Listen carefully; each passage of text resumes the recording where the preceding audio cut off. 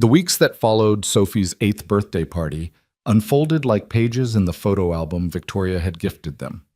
Each day brought subtle shifts in their carefully constructed routine, small moments that accumulated like droplets, eventually forming a river. Ethan found himself anticipating Victoria's arrival at their Saturday morning breakfast the way she'd knock precisely 3 times before Sophie would rush to the door, her small feet thundering against the hardwood floors. "Miss Victoria's here," Sophie would announce as if the entire neighborhood needed to know, and Victoria would step inside carrying fresh pastries from the bakery downtown, her weekend attire so different from the sharp suits she wore to the office.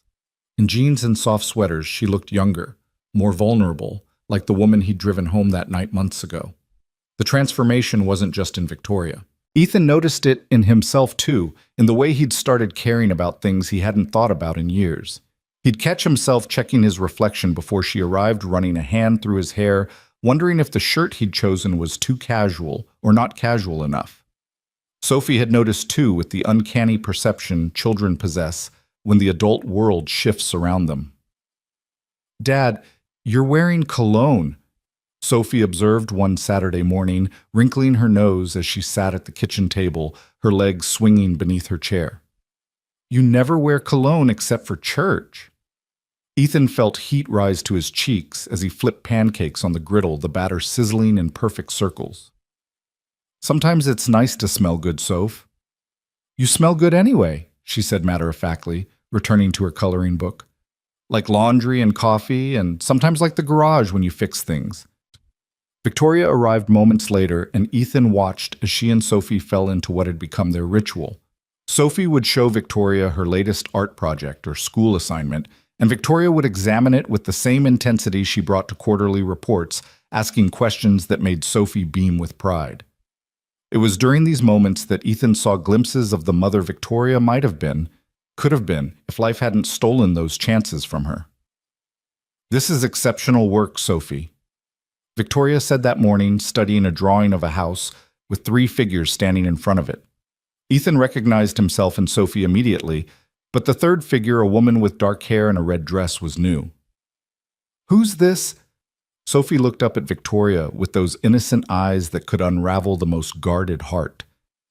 "That's you. You're part of our family picture now." The silence that followed wasn't uncomfortable, but it was heavy with meaning. Victoria's eyes glistened as she carefully set the drawing down, her fingers trembling slightly. Ethan moved from the stove, placing a gentle hand on her shoulder, feeling the tension there, the weight of emotions she was still learning to carry openly. "Sophie's right," he said quietly. "You are family." Victoria looked up at him then, and in her eyes he saw years of loneliness dissolving like morning frost under sunlight. She reached up, placing her hand over his, and for a moment they stayed like that, connected by touch and understanding, while Sophie continued coloring, humming a tune from her favorite movie. The moment was broken by the smoke alarm's shrill cry. Ethan rushed back to the stove where the last pancake had turned to charcoal, and they all laughed, the tension breaking like a wave against rocks. Victoria opened windows while Ethan scraped the burnt remains into the trash, and Sophie stood on a chair fanning the alarm with a dish towel, all of them working together with the ease of people who had done this dance before, even though they hadn't. "I think we need a new breakfast plan," Victoria suggested, still laughing. "How about I take you both out? There's a place downtown that makes crepes Sophie might like." Sophie's eyes widened. "What are crepes?" "Fancy pancakes," Ethan explained, lifting her down from the chair. "Really thin, fancy pancakes that French people eat. Can we put chocolate in them?" "We can put anything you want in them," Victoria promised, and Ethan saw Sophie's face light up with the kind of joy that had become more frequent since Victoria entered their lives.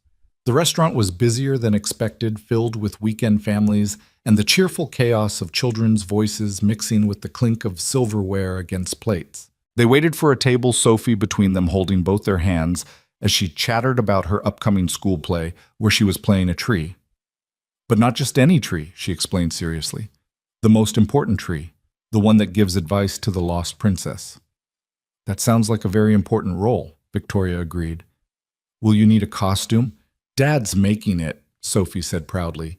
"He's really good at making things." Ethan felt Victoria's eyes on him.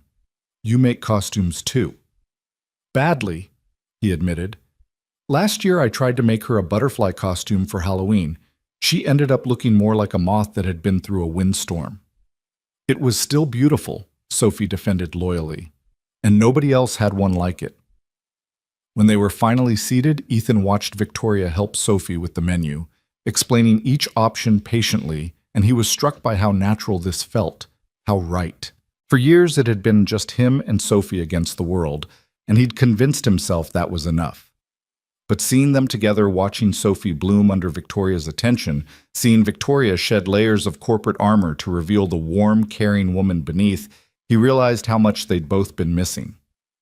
The crepes arrived, Sophie's loaded with Nutella and strawberries, Victoria's filled with spinach and Gruyere, and Ethan's stuffed with ham and Swiss. They shared bites.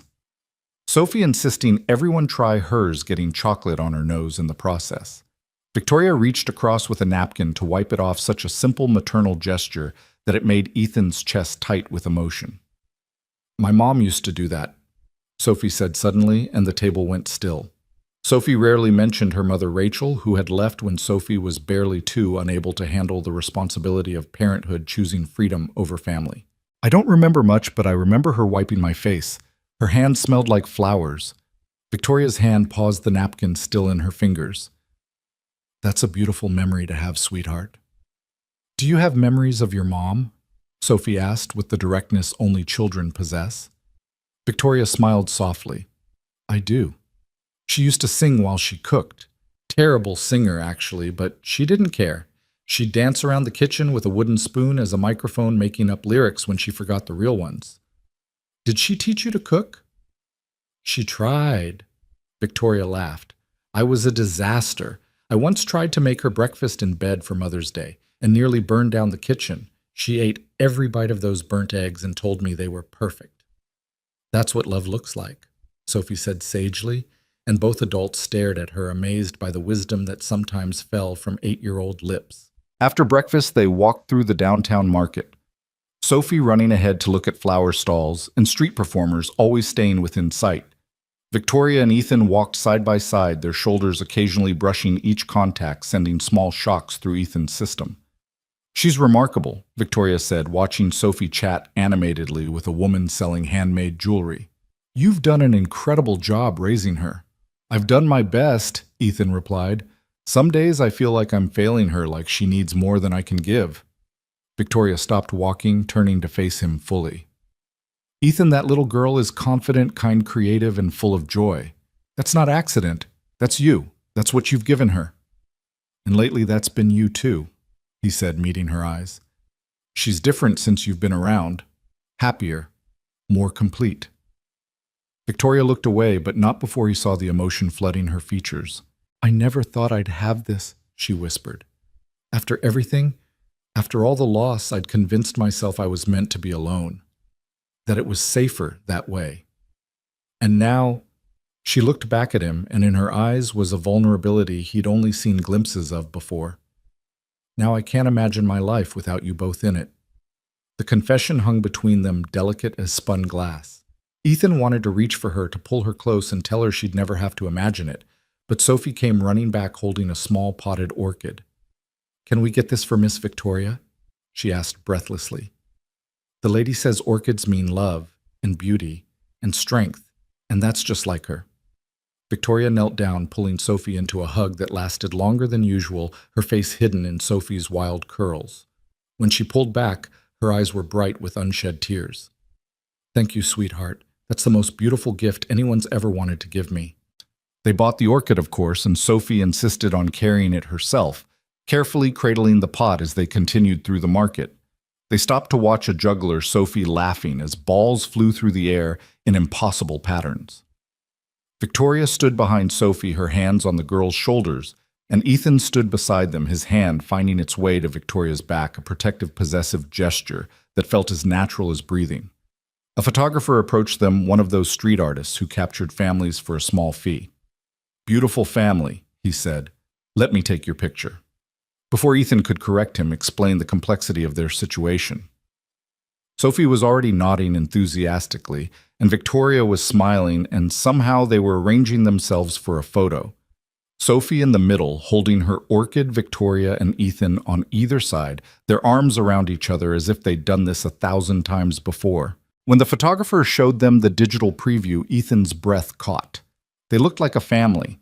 Not like three people pretending, not like fragments trying to form a whole, but like a real family, complete and perfect in their imperfection. "We'll take 3 copies," Victoria said, pulling out her wallet before Ethan could protest. That evening, after they'd returned home, and Sophie was in the bath, Victoria and Ethan sat on the back porch watching the sun set over the fence line. The spring air was warm but not yet humid, carrying the scent of blooming jasmine from the neighbor's yard. "I should tell you something," Victoria said, her voice carefully controlled in a way that made Ethan nervous. "About work." His stomach dropped. Was she pulling back? Had they crossed too many professional lines? "What about it?" "I've been thinking about the new position I created for you. The flexible hours, the increased pay." "Victoria, if people are talking, if it's causing problems..." She turned to him, placing a finger against his lips to silence him. "No, that's not it. I want to do more. I want to make you a partner in the firm, Ethan. A real partner with equity and decision-making power. You've brought something to the company that was missing, something I didn't even realize we needed." Ethan stared at her, stunned. "Victoria, I can't accept that. People will think..." "I don't care what people think," she said firmly. "For the first time in my life, I genuinely don't care. What I care about is building something real, something lasting. In business, yes, but more importantly, in life, with you, with Sophie." "What are you saying?" She took a deep breath, and he could see her gathering courage the way she might before a crucial board meeting. "I'm saying that I'm falling in love with you, Ethan. With both of you. And I know it's complicated. I know there are a million reasons why this is messy and difficult, but I've lived my whole life by the rules, by what's appropriate and professional and safe, and where did it get me? Alone in a glass tower, successful and empty." Ethan set down his beer, turning to face her fully. In the fading light, she looked vulnerable and fierce all at once. This woman who commanded boardrooms and negotiated million-dollar deals, but was trembling as she confessed her feelings on his back porch. "Victoria, he started, but she shook her head. "Please let me finish. That night you drove me home, I was at my lowest point. I'd been drinking because it was the anniversary of what would have been my due date if I hadn't lost the last baby. The third one. The one that made the doctors tell me to stop trying. I was ready to give up on everything, Ethan. Not just work or success, but everything." The weight of her words settled over him like a blanket. He reached for her hand, intertwining their fingers. "But then you saw me," she continued. "Not the CEO, not the boss, not the ice queen everyone whispers about. You saw me broken and messy and human, and you didn't turn away. You drove me home and listened and made me feel like maybe I wasn't as alone as I thought." "You're not alone," Ethan said firmly. "Not anymore." "I know I'm not what you probably envisioned," she said, her voice smaller now. "I'm older. I'm your boss. I'm complicated and damaged, and I don't know how to be a mother figure, even though Sophie seems to think I'm doing okay. I don't know how to be part of a family without trying to control everything, without being terrified I'll lose it all again." Ethan pulled her closer until she was tucked against his side, her head on his shoulder. "You want to know what I see when I look at you? I see a woman who's survived losses that would break most people. I see someone who built an empire from grief and determination. I see the way you look at Sophie like she's precious, and how you've brought light back into our home. I see a partner, Victoria, in every sense of the word." She lifted her head to look at him, and he could see the hope battling with fear in her eyes. "Do you mean that..." Instead of answering with words, Ethan did what he'd wanted to do for weeks. He kissed her soft and sure-tasting coffee and possibility on her lips. She responded immediately, her hand coming up to cup his face, and for a moment the world shrunk to just this two people finding each other in the wreckage of their separate losses. "Dad?" Sophie's voice from the doorway made them spring apart like teenagers caught by parents. She stood there in her pajamas, hair damp from her bath, clutching her favorite stuffed elephant. "Are you kissing Miss Victoria?" Ethan's face burned, but Victoria surprised him by laughing. "He was sweetheart. Is that okay with you?" Sophie considered this seriously, then walked over to where they sat, climbing onto the bench between them. Does this mean you're going to get married? Whoa, slow down there, Soph, Ethan said, but Sophie was looking at Victoria with those big eyes that demanded honesty. Maybe someday, Victoria said carefully, if that's something we all want. But for now, we're just going to take things one day at a time. Is that okay? Sophie nodded, then yawned enormously. Can Victoria tuck me in tonight? If she wants to, Ethan said, looking at Victoria, who was already standing reaching for Sophie's hand. I'd love to, Victoria said, and Ethan watched them walk inside together, Sophie chattering about which story she wanted to hear, Victoria listening with the attention she usually reserved for board presentations. While they were gone, Ethan sat in the growing darkness processing everything that had just happened. In a few short months, his life had transformed completely.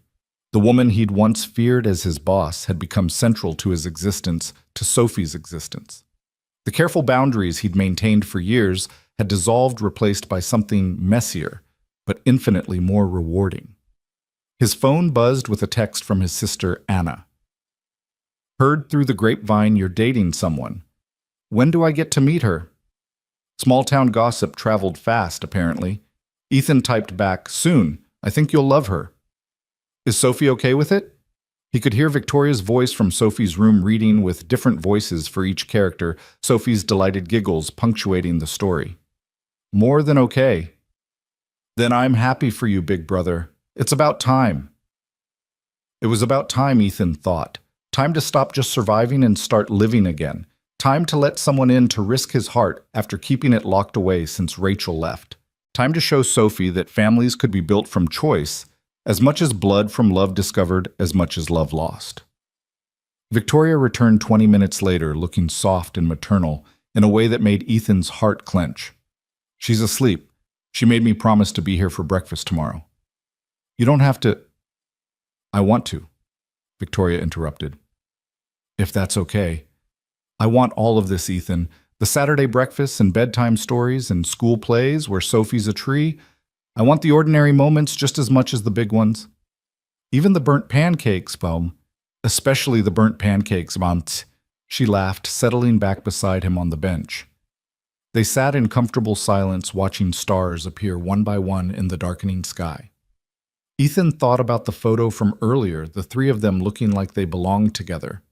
He thought about Sophie's drawing the family portrait with Victoria naturally included. He thought about all the small moments that had led them here, breadcrumbs on a path he hadn't even realized he was walking. I should warn you, he said eventually. Dating a single dad isn't exactly glamorous. There are soccer practices and parent-teacher conferences and sick days where Sophie throws up everywhere. There are nightmares and tantrums and times when she'll need to come first, no matter what. I know, Victoria said simply. That's part of what I'm signing up for, all of it. And your work, the company people, are going to talk. Let them, she said with the fierce determination he recognized from the boardroom. I've spent my entire adult life building that company. If I can't use my success to choose my own happiness, what was the point of any of it? The board might have opinions about you dating an employee. Victoria smiled, a shrewd expression crossing her features. The board can have all the opinions they want. I own 53% of the company, Ethan. They can complain, but they can't stop me. Besides, you won't be just an employee for long. That partnership offer is real, and it's based on merit, not feelings. You've brought in 3 major clients in the last month alone. I didn't know you were keeping track. I keep track of everything that matters, she said, taking his hand again. And you matter. You and Sophie both matter more than anything else in my life right now. The weight of her words, the commitment they implied, should have scared him. A few months ago, they would have sent him running. But now, sitting here with her hand in his, thinking about Sophie asleep upstairs and the breakfast they'd share tomorrow, the life they were carefully constructing together, he felt only certainty. I love you, he said, the words coming easier than expected, like they'd been waiting just beneath the surface for weeks. I didn't plan on it, didn't expect it, but I do. I love who you are with Sophie. I love who you are at work when you think no one's watching. I love who you are on Saturday mornings, and who you become when you let your guard down. Victoria turned to face him fully, and in the dim light from the kitchen window, he could see tears streaming down her face. Say it again, she whispered. I love you, Victoria Hale. She kissed him, then different from before, deeper and more certain, full of promise and possibility. When they finally pulled apart, both breathless, she rested her forehead against his. I love you too, she said. Both of you. I never thought I'd have a family again, never thought I deserved one after failing so many times before. But you and Sophie, you've given me something I didn't even know how to hope for anymore. They stayed on the porch for another hour, planning and dreaming in the way of new couples, even though nothing about their situation was typical. They talked about taking Sophie to the beach this summer, about the new clients Ethan was pursuing, about Victoria teaching Sophie to play chess, about 1,000 small futures that added up to a life together.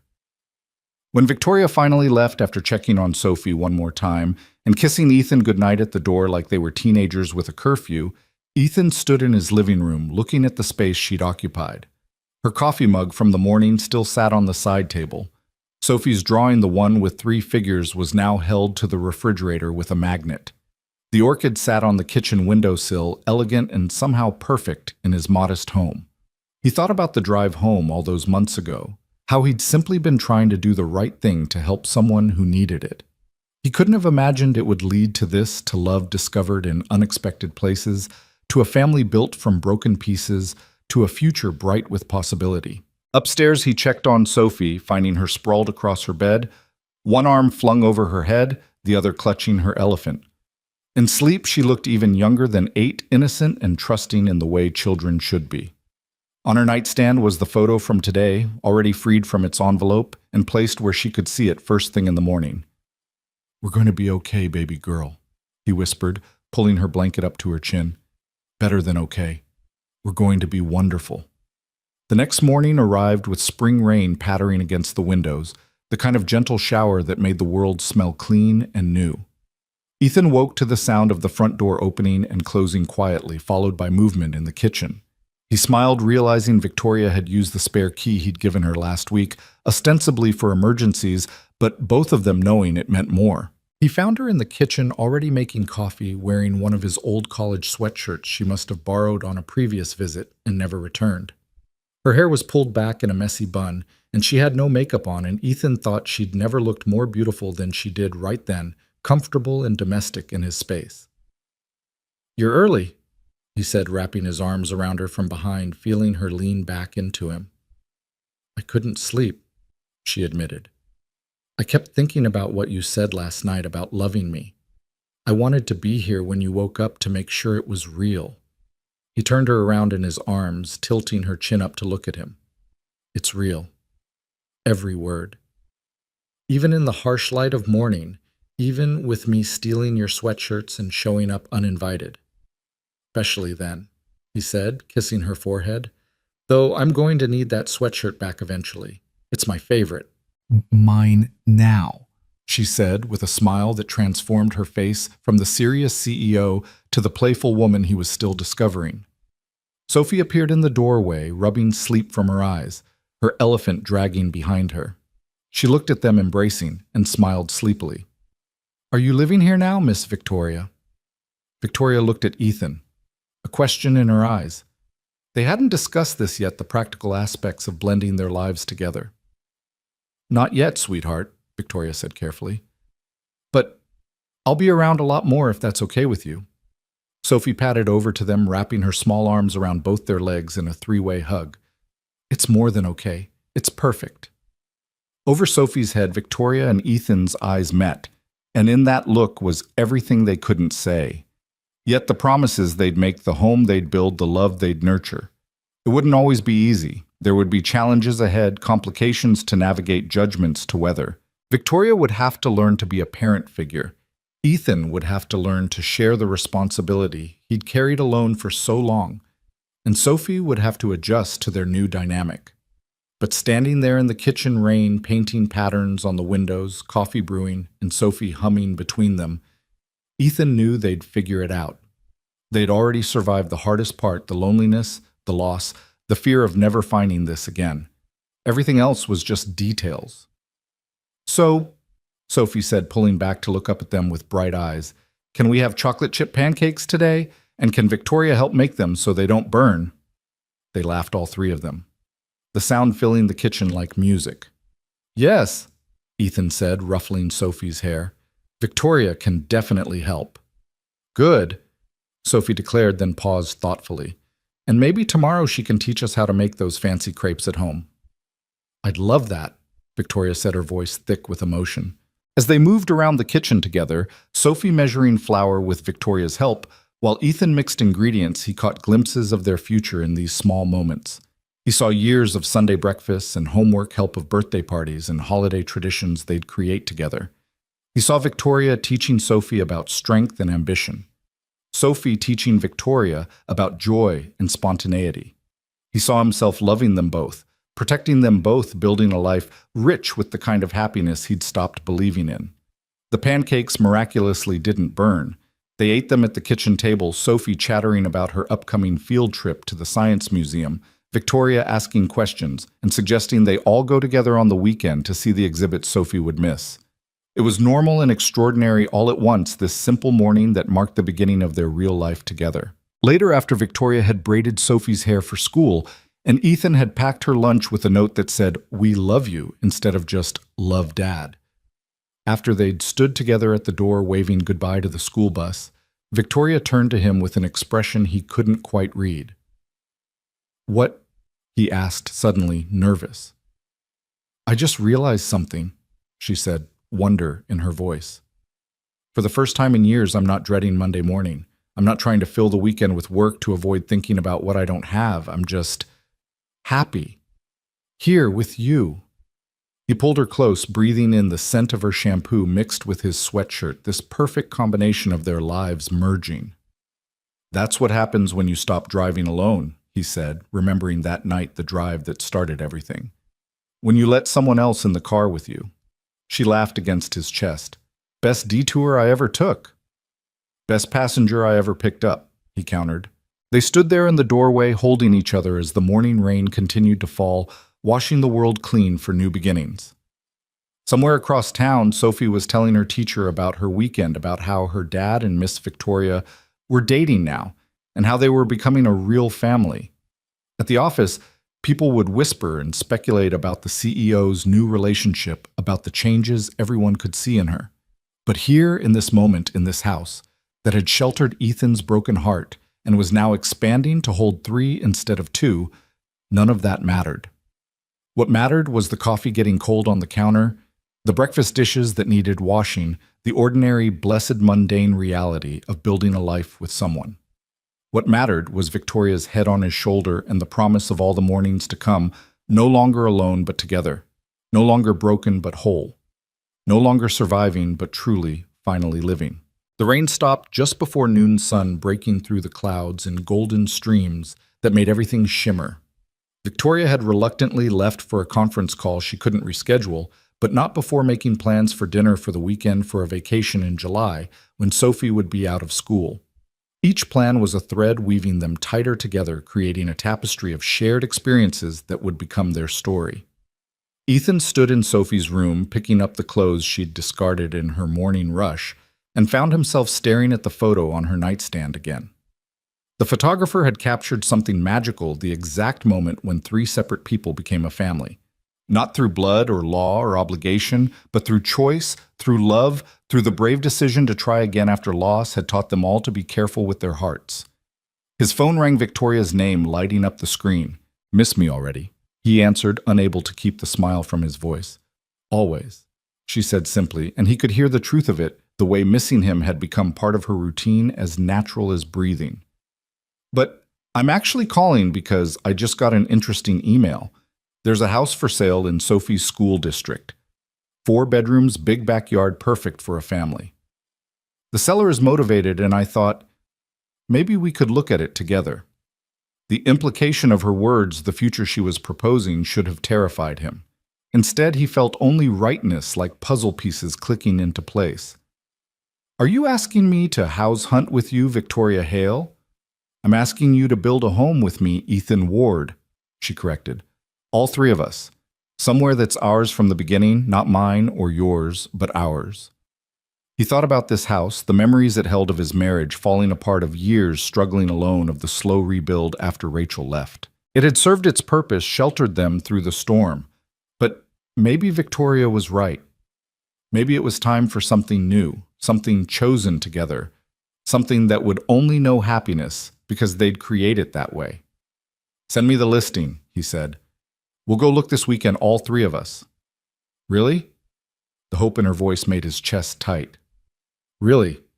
Sophie's been saying she wants a bigger room anyway, and a backyard with space for a swing set.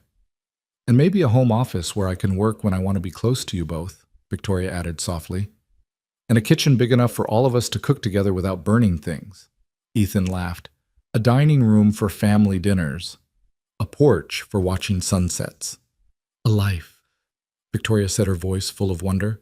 "A real life together." "Yes," Ethan agreed. "All of that and more." They talked for a few more minutes about practical things, mortgage rates and school districts, and the logistics of blending two successful careers with raising a child. But underneath the mundane details was something electric, the energy of lives transforming, of love, refusing to stay within the boundaries they'd drawn for themselves. After they hung up, Ethan stood in the afternoon light filtering through Sophie's window and let himself imagine it fully for the first time, coming home to Victoria every night, waking up beside her every morning, watching Sophie grow up with two parents who loved her fiercely. He imagined holidays with extended family. Victoria's parents flying in from Florida, his sister Anna finally getting to meet the woman who'd changed their lives. He imagined challenges too. The arguments they'd have about money or discipline, or the 1,000 small negotiations required to merge two adult lives. But even those seemed less like obstacles and more like opportunities to know each other deeper, to choose each other again and again. The doorbell rang, pulling him from his reverie. A delivery driver stood on the porch with an enormous bouquet of flowers, every color imaginable, arranged in an explosion of beauty. "Ethan Ward," the driver confirmed. "That's me." "These are for you, sir. Have a great day." Ethan carried the arrangement inside, finding the card nestled among the blooms. Victoria's precise handwriting spelled out a simple message: "Thank you for seeing me, for choosing me, for loving me. Forever yours, V." He placed the flowers on the kitchen table where Sophie would see them when she got home, where they'd brighten the room with promise. Then he grabbed his phone and typed a message to Victoria. "You've got it backwards. Thank you for letting yourself be seen, for choosing us, for loving us back. Forever yours, E." Her response came quickly, just a heart emoji followed by, "How did I get so lucky?" Ethan thought about that night months ago, about the split-second decision to offer his boss a ride home, about how the smallest choices sometimes led to the biggest changes. Luck had nothing to do with it, he realized. It was brave kindness meeting desperate need, two broken hearts, recognizing each other across the divide of propriety and position, the courage to build something new from the rubble of what had been lost. Sophie's bus would arrive soon, bringing her home with stories of her day and homework that needed doing, and probably a new art project featuring the three of them, because that seemed to be her favorite subject lately. Victoria would come for dinner, and they'd tell Sophie about the house they wanted to see, watch her excitement at the possibility of a bigger room and a backyard with space for the swing set she'd been wanting. They'd do dishes together, the three of them, Sophie on her step stool between them, all of them working in harmony. They were still learning, but that felt more natural every day. And later, after Sophie was asleep, he and Victoria would sit on the porch, despite the spring chill, planning their future, with the careful hope of people who'd lost before, but were brave enough to try again. They'd talk about the partnership at the firm, about the changes that would come about, how to weather the scrutiny and judgment that would inevitably follow. But mostly they'd just be together, existing in the space between what was and what would be, in the precious present where love lived and breathed and grew stronger with each passing moment. The sound of the school bus pulling up interrupted his thoughts. Ethan walked to the door, watching Sophie bounce down the steps, her backpack bouncing her face bright with the joy of being 8 and loved and secure in her world. She ran toward the house, toward him, toward the future they were all building together, and Ethan opened the door wide to let her in, to let love in, to let life in all its messy, beautiful, unexpected glory fill their home once more. Dad, you'll never guess what happened today." Sophie burst through the door, words tumbling over each other in her excitement. Mrs. Patterson said my story about our family was the best one in the class, and she wants to put it in the school newsletter. And can Victoria come to the author's tea next week because I wrote about her too, and she stopped mid-sentence, spotting the flowers. Oh, wow, are those from Victoria's set? They are. Ethan confirmed, helping her out of her backpack. She wanted to brighten up our day. But Sophie walked around the arrangement, examining it from every angle with the seriousness of an art critic. She picked all the happy colors, she observed. No sad flowers at all. That's right, sweetheart. No sad flowers at all. Ethan agreed, watching as Sophie gently touched one of the bright gerbera daisies. The afternoon sun streaming through the kitchen window caught the petals, making them glow like small suns themselves. Sophie pulled a folded paper from her pocket, smoothing it carefully on the table beside the flowers. Want to read my story? Mrs. Patterson said it made her cry, but in a good way. Ethan sat down, pulling Sophie onto his lap as he unfolded the paper. Her handwriting, still wobbly but determined, filled the page. My Family by Sophie Ward. My family is different than before. It used to be just me and Dad, and that was good, but sometimes quiet. Now we have Victoria, too. She's not my mom, but she loves me like one. Dad smiles more now. He sings in the shower, which he never did before. Victoria teaches me big words and how to stand up straight, and she never misses my soccer games, even when she has important meetings. The story continued, to each line a testament to the transformation their lives had undergone. Sophie had noticed everything, the way Victoria had gradually moved items into their home, how she and Ethan looked at each other when they thought no one was watching, how their hugs lasted longer, now how laughter filled spaces that used to echo with silence. This is beautiful, Soph, Ethan said, his voice thick with emotion. Victoria's gonna love it. She can come to the author's tea, right? All the kids are bringing their families. Of course she can come. She wouldn't miss it for the world. Sophie bounced off his lap, energy renewed. I'm going to make her a special invitation with glitter and everything. As Sophie raced upstairs to gather her art supplies, Ethan's phone buzzed with a text from Victoria. In the most boring meeting of my life. Send help or pictures of Sophie. Either works. He smiled quickly, snapping a photo of Sophie's story and sending it along. The response was immediate. Now I'm crying in a board meeting. Thanks for that. Tell Sophie I'll be at that author's tea if I have to move heaven and earth. When Victoria arrived for dinner that evening, Sophie practically tackled her at the door, the glitter-covered invitation clutched in her small hands. Victoria read it with the same attention she gave to million-dollar contracts, her eyes growing misty at Sophie's careful lettering. Please come to my author's tea. You're part of my story. Love, Sophie. I wouldn't miss it for anything, Victoria promised, pulling Sophie into a tight hug. Over Sophie's head she met Ethan's eyes, and he saw everything there: gratitude, love, the overwhelming realization of being chosen by a child who had no obligation to love her, but did anyway. Dinner was a lively affair, Sophie, chattering about the house they were going to look at on Saturday, already planning where her art corner would be and insisting they needed a big tree for a swing. Victoria had brought dessert homemade brownies that were slightly lopsided but made with love, and Sophie declared them the best brownies ever created, even better than the bakery ones. Did you really make these yourself? Sophie asked, chocolate smeared on her chin. I did. Your dad's been teaching me to cook. I'm still not very good at it, but I'm learning. That's okay, Sophie said sagely. Dad says the best things are worth working for. After dinner, they settled into what had become their evening routine. Sophie did homework at the kitchen table while Victoria reviewed contracts beside her, occasionally helping with math problems. Ethan cleaned up from dinner, listening to their quiet conversation, the domestic symphony of pencils on paper and pages turning, and Sophie's occasional frustrated sighs when she encountered a difficult problem. This one's hard, Sophie complained, staring at her worksheet. Victoria leaned over, studying the problem. It is hard, but you know what I do when something's hard at work? What? I break it into smaller pieces. Look, if we solve this part first. Ethan watched them work through the problem together. Victoria's patience endless. Sophie's face lighting up when she finally understood. These were the moments that didn't make it into photo albums or social media posts, but were the true foundation of family. The quiet, unremarkable evenings where love was shown through presence and patience and the simple act of being there.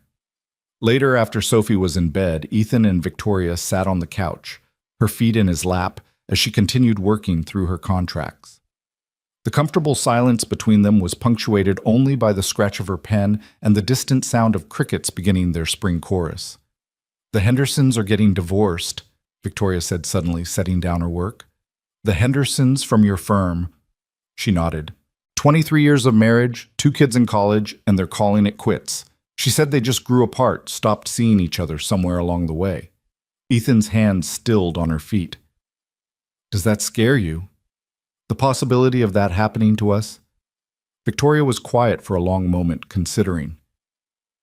"It used to. When James died, I thought that was the worst thing, losing someone you loved to death. But watching the Hendersons, I realized there's another kind of loss. The slow fade where you wake up next to a stranger and can't remember when they became one." "That won't be us," Ethan said firmly. "How do you know?" He tugged her closer until she was curled against his side. "Because we've both already been through the worst. You lost James and the babies. I lost Rachel not to death, but to choice, which has its own kind of sting. We know what it's like to be alone, Victoria. We know the value of what we have because we know the cost of losing it." She lifted her head to look at him. "When did you become so wise?" "Tuesday," he deadpanned, making her laugh. "I'm serious, though," she continued. "The Hendersons probably thought they'd make it too. Everyone does in the beginning." Ethan thought about how to answer, how to ease the fear he could see creeping into her eyes, the same fear that sometimes woke him at night, the voice that whispered this was too good to last. "You're right," he said finally. "Everyone thinks they'll make it, but not everyone drives their drunk boss home from a party. Not everyone chooses to love a single dad with a complicated history. Not everyone gets a second chance and recognizes it for what it is, precious and fragile and worth protecting." "We're not going to be the Hendersons," Victoria said, and it sounded like a vow. "No," Ethan agreed. "We're going to be the Wards." Victoria stilled. The Wards. He hadn't meant to say it, hadn't planned this moment, but now that the words were out, he didn't want to take them back. "Eventually, when you're ready, when we're ready. But yes, Victoria, someday I want you to be a ward. I want it official and legal and permanent. I want Sophie to have a mom who chose her, who fought to be in her life. I want to wake up every morning knowing you're my wife, not just my girlfriend or partner, but my wife." Victoria was crying now, silent tears streaming down her face. "Ethan." "I'm not proposing," he clarified quickly. "Not yet. We need more time, need to blend our lives more fully, but I want you to know that's where I'm headed. That's what I'm building toward. A life where you're Victoria Ward, where Sophie has 2 parents at every school event, where the house we're looking at becomes our home in every legal sense." "Yes," Victoria whispered. "Yes. Yes to all of it, to taking time to doing this right, but also yes to the future where I'm Victoria Ward, and Sophie calls me mom if she wants to, and we have family portraits taken every year and argue about where to spend holidays and all of it. Yes, Ethan. Yes to everything." He kissed her, then deep and slow, a promise sealed between them. When they pulled apart, Victoria was smiling through her tears. "Sophie's going to be thrilled," she said. "She asked me last week if she could call me mom. I told her she should talk to you first." "What do you want?" "I want whatever feels right for her. Mom Victoria Fiv. I don't care what she calls me as long as I get to be there for her." They heard footsteps on the stairs before Sophie appeared in the doorway, rubbing her eyes. "I had a bad dream," she said, her voice small. Without hesitation, Victoria opened her arms and Sophie crawled into them, settling between Victoria and Ethan on the couch. "Want to tell us about it?" Victoria asked, smoothing Sophie's hair. "I dreamed you went away," Sophie said, clinging to Victoria's shirt, "that you decided we were too much trouble and left." Victoria's arms tightened around Sophie. "Oh, sweetheart, I'm not going anywhere, ever. Promise?" "I promise. You and your dad are stuck with me." "Good," Sophie said, already relaxing. "Because I already told everyone at school you're my bonus mom." "Bonus mom?" Ethan asked. Sophie nodded against Victoria's chest. "Lily Johnson has a stepmom, but she doesn't like that word, so she calls her a bonus mom." like an extra special addition to the family. I love that, Victoria said, her voice cracking slightly. Is that what you want to call me? For now, Sophie said sleepily. Maybe just Mom later when you and Dad get married. Ethan and Victoria exchanged looks over Sophie's head, both smiling at her matter-of-fact assumption about their future. Let's get you back to bed, sweetheart, Ethan said, starting to lift her. Can Victoria tuck me in again? Of course. As Victoria carried Sophie upstairs, Ethan heard Sophie ask, Will you tell me a story about when you were little? What kind of story would you like? A happy one, about your family. Victoria's voice drifted down as they climbed the stairs. Well, when I was about your age, my grandmother taught me to make pasta from scratch. Ethan stayed on the couch, listening to the murmur of Victoria's voice from upstairs, the house settling around them with comfortable creaks and sighs. His phone lit up with an email from the realtor about their Saturday showing, confirming the appointment and sending additional photos of the house. He scrolled through them, imagining their furniture in those rooms, Sophie's art on those walls, Victoria's orchid in that sunny kitchen window. The master bedroom had an ensuite bathroom and a walk-in closet large enough for two people's belongings. There was a room that could serve as Victoria's home office, another that could be a guest room for when family visited. The backyard was expansive with mature trees perfect for a swing and space for the garden Victoria had mentioned wanting to try. But more than the physical spaces, Ethan saw the life they'd build there. Birthday parties and holiday gatherings, quiet mornings and busy evenings, the 1,000 small moments that would accumulate like treasures. He saw himself teaching Sophie to ride a bike in that driveway, saw Victoria planting flowers along that walkway, saw them all growing older and closer within those walls. Victoria returned looking soft and maternal in a way that still caught him off guard. She's asleep. She made me promise twice more that I wasn't leaving. She's been anxious about that lately, Ethan admitted. I think as she gets more attached, she gets more scared of losing you. I know the feeling, Victoria said, settling back beside him. Sometimes I wake up terrified this is all a dream, that I'll open my eyes and be back in my empty apartment, successful and alone. It's real, Ethan assured her, pulling her close.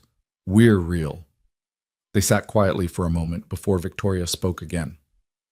My mother called today. She wants to come visit next month. That's great. I'd love to meet her. She wants to meet you too, both of you. She said, and I quote, It's about time you found your family, darling. Your father and I were starting to worry. Were they really worried? Victoria laughed softly. Probably. I haven't introduced them to anyone since James. They'll probably overwhelm you with enthusiasm. I can handle enthusiastic parents. Remember, you haven't met Anna yet. She's already planning our wedding in her head, I guarantee it. Should we do a dinner, get all the family meetings over with at once? Ethan considered it. Actually, that might be perfect. Sophie would love having everyone together. We could do it at the new house if we get it, like a housewarming and meet the family party combined.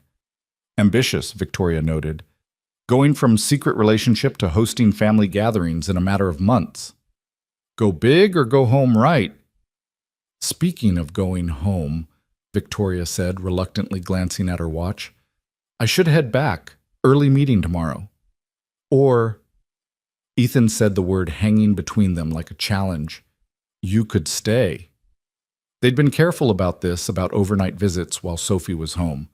But something had shifted tonight with Sophie's story and her fear of Victoria leaving with their talk of marriage and the future. What about Sophie? I think she'd be thrilled to find you here in the morning. You could make breakfast together before school.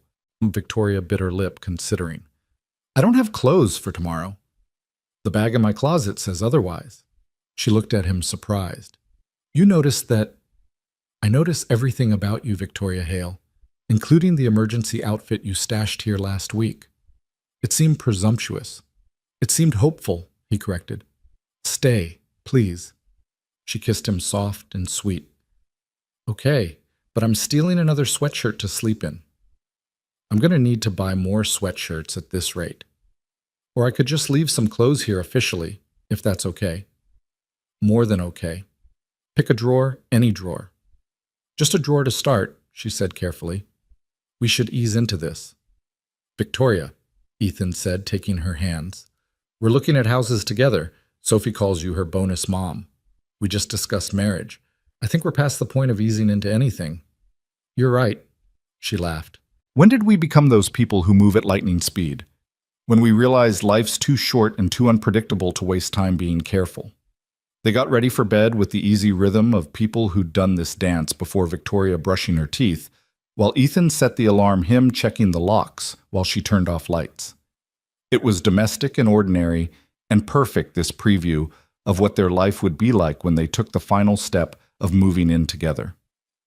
In bed, Victoria curled against him, her head on his chest, and Ethan thought about how empty his bed had felt for years, how he'd spread out to fill the space but never quite managed it. Now with Victoria here, everything felt properly proportioned again. I love you, she said into the darkness. I love you too. I love Sophie. She loves you back, fiercely. I love this life we're building. Even the complicated parts. Especially those, Victoria said. The complications mean we're really living, not just existing. They fell asleep like that, tangled together, while down the hall, Sophie slept peacefully. No longer afraid of Victoria leaving, because somehow in the way children understand things, adults complicate, she knew Victoria was home. The morning arrived with Sophie's delighted squeal when she found Victoria in the kitchen already making coffee and pancakes. You stayed. You stayed. I did, Victoria confirmed, catching Sophie as she launched herself into a hug. Is that okay? It's the best thing ever. Can you stay every night? Not every night yet, Victoria said gently. But more nights, if that's what you and your dad want. We want, Sophie said immediately, then looked at Ethan. Right, Dad?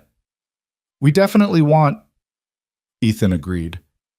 Accepting the coffee Victoria handed him, their fingers brushing in a way that still sent electricity through him. Breakfast was cheerful chaos. Sophie talking nonstop about showing Victoria's presents off to her friends, about the author's tea, about the new house they'd see on Saturday. Victoria braided Sophie's hair while she ate a skill she'd been practicing, and Ethan watched them with a contentment so deep it almost scared him. After Sophie got on the bus, Victoria and Ethan stood in the doorway, both reluctant to start their separate days.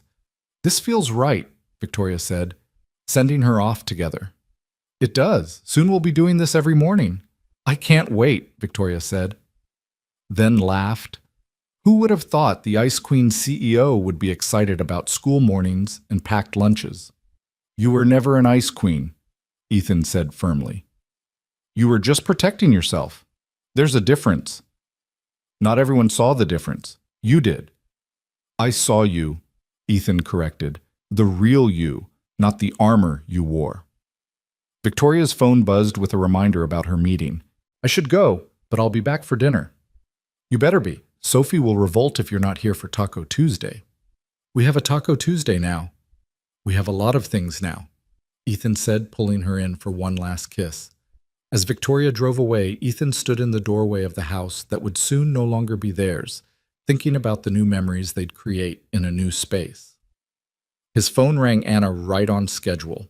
So, his sister said without preamble, when do I get to meet the woman who has my brother posting actual happy photos on social media? Soon, Ethan promised. Very soon. Good. And Ethan, I'm really happy for you, for all three of you. Thanks, Anna. That means a lot. Sophie deserves a mom who chooses her every day, and you deserve someone who sees your worth. She does. She sees everything. Then she's already family in my book. After they hung up, Ethan got ready for work, but his mind kept drifting to Victoria, to Sophie, to the life they were constructing with such care and hope. 6 months ago, he'd been a single dad going through the motions, convinced that survival was enough. Now he was planning a future that included marriage and a new house and family dinners with extended relatives. At work, people had started to notice the change in Victoria. She smiled more, left the office at reasonable hours, and had pictures on her desk now. Sophie at her soccer game, the three of them at the park, the orchid Sophie had picked out still thriving. The whispers had started speculation about the CEO's new relationship with Ethan, but Victoria handled it with grace, neither confirming nor denying, simply living her truth. Ethan had worried about the professional complications, but Victoria had been right. Her position and ownership stake made her essentially untouchable, and his work spoke for itself. If anything, their partnership had made them both better at their jobs, more creative and collaborative, bringing an energy to the company that had been missing. His phone buzzed with a text from Victoria. In the most boring budget meeting ever. Send Sophie pictures or I might actually fall asleep. He sent her a video Sophie had made that morning pretending to be a news reporter, announcing that her bonus mom had stayed for breakfast. Victoria's response was just heart emojis, but he could imagine her in that boardroom trying not to smile too widely at her phone. The day passed quickly, filled with client calls and project planning, but underneath everything was the anticipation of evening of returning to Victoria and Sophie of Taco Tuesday, and homework help and all the ordinary magic of their new life. When he picked Sophie up from after-school care, she was vibrating with excitement. Mrs. Patterson wants Victoria to come speak to our class about being a CEO and running a company. Can she, will she? You'll have to ask her yourself, Ethan said, knowing Victoria would move mountains to make it happen. She'll say yes, Sophie said confidently. She always says yes to important things. At home, they found Victoria already there, having left work early chopping vegetables for dinner with the focused intensity she brought to everything. She'd changed into jeans and one of Ethan's t-shirts, and her feet were bare, and she looked so perfectly at home that Ethan's heart clenched. Victoria. Sophie crashed into her, wrapping arms around her waist. Guess what? As Sophie explained about the speaking invitation, Ethan started on the meat for the tacos, working beside Victoria in the kitchen with practiced ease. They moved around each other fluidly, having learned each other's rhythms, and Sophie sat at the counter doing homework, looking up occasionally to watch them with a satisfied smile. You two are like dancers, Sophie observed, like you know where the other person will be. That's what happens when you pay attention, Victoria said, reaching past Ethan for the cheese, her hand briefly touching his back. You learned someone's patterns. Is that why you knew Dad needed you? Sophie asked with that startling directness children possessed. Because you were paying attention. Victoria paused in her chopping meeting, Ethan's eyes across the kitchen. Yes, she said simply, and because he was paying attention when I needed him too. Like that night he drove you home, Sophie said, demonstrating yet again that she knew more than the adults realized. Dad said you were sad and needed a friend. I was sad, Victoria admitted. Very sad. But your dad helped me remember that sadness doesn't last forever. Now you're happy, Sophie stated, not a question, but an observation. Now I'm very happy. Victoria agreed, her eyes still on Ethan. Dinner was filled with laughter and conversation. Sophie demonstrating her tree pose from the school play Victoria, and Ethan offering increasingly dramatic interpretations of what a wise tree might say. They did dishes together, Sophie standing on her stool between them, soap bubbles floating through the air like tiny wishes. The doorbell rang as they were finishing, surprising them all. Ethan opened it to find a delivery person with an envelope marked urgent. Victoria Hale, the delivery person asked. That's me, Victoria said, accepting the envelope with a frown. She opened it, her expression shifting from confusion to shock to something Ethan couldn't quite read. What is it? He asked, concerned. Victoria looked up, her eyes bright with tears. It's from James's parents, his mother specifically. Ethan knew about James, Victoria's late husband, but she rarely mentioned his family. Is everything okay? Victoria read aloud. Dear Victoria, we heard through mutual friends that you found love again, that you're building a family with someone who makes you smile the way James did. We wanted you to know how happy this makes us. James wouldn't want you to be alone. He'd want you to be loved, to be a mother, to have everything you two dreamed of. The ring we gave you after he passed his grandmother's ring, we want you to have it for when the time is right. Not as a reminder of what was lost, but as a blessing for what you found. Consider it a gift from James, too, his way of saying yes to your happiness. With love, Margaret and Robert. The kitchen was silent except for Sophie's confused, "Why are you both crying?" Victoria folded the letter carefully, her hands shaking. They sent his grandmother's ring, the engagement ring from the 1940s. James proposed with a different ring, but after he died, his mother gave me this one, said, I should have something of the family. I sent it back last year. I thought I didn't deserve it anymore. And now they're giving it back. They're giving their blessing, Victoria corrected. They're saying it's okay to move forward, to use a piece of the past to build a future. Ethan pulled her into his arms, feeling her shake with the force of her emotions. Sophie wrapped her arms around both their legs, creating a three-way embrace that had become their signature formation. "James sounds nice," Sophie said into the silence. "He loved you, so he must have been nice." "He was very nice," Victoria confirmed, pulling back to wipe her eyes. "He would have loved you, Sophie. He always wanted children." "Maybe he sent you to us," Sophie said with the simple faith of childhood. "Maybe he knew we needed you and you needed us." Victoria knelt down to Sophie's level, cupping her face gently. "Maybe he did, sweetheart. Maybe he did." Later, after Sophie was asleep, Victoria showed Ethan the ring. It was beautiful in its simplicity, a single diamond surrounded by smaller stones in an Art Deco setting, delicate but strong. "It's beautiful," Ethan said, understanding the weight of what she was sharing. "I never imagined I'd want to wear a ring again," Victoria admitted. "But lately I've been thinking about it, about making things official, about being Mrs. Ward. We don't have to rush in." "I know," Victoria interrupted. "But I want you to know that when you're ready, when we're ready, this is the ring I want to wear. Not because it was his, but because his parents are right. It's a blessing.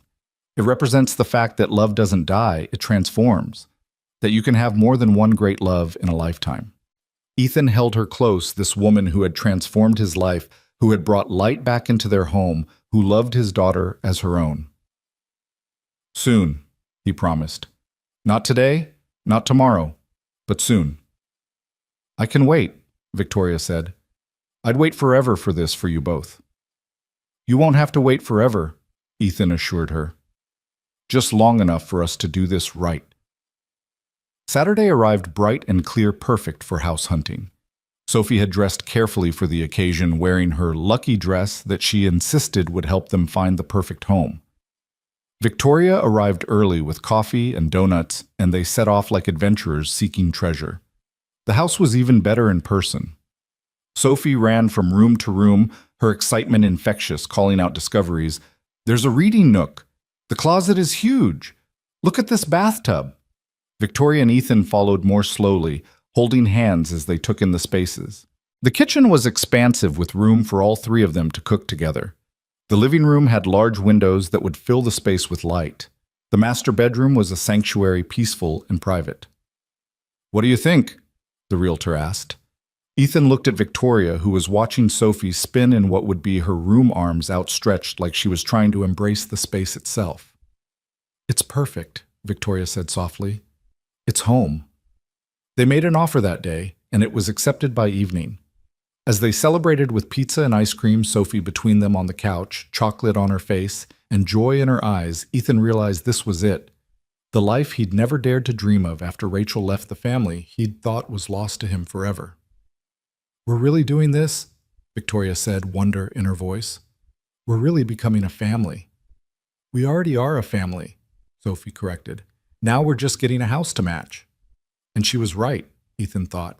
They were already a family bound not by blood or law, but by choice, by love, by the 1,000 small decisions to show up for each other every day. The house was just walls and windows, but they would fill it with laughter and memories, with burnt pancakes and perfect tacos, with homework at the kitchen table and stories at bedtime.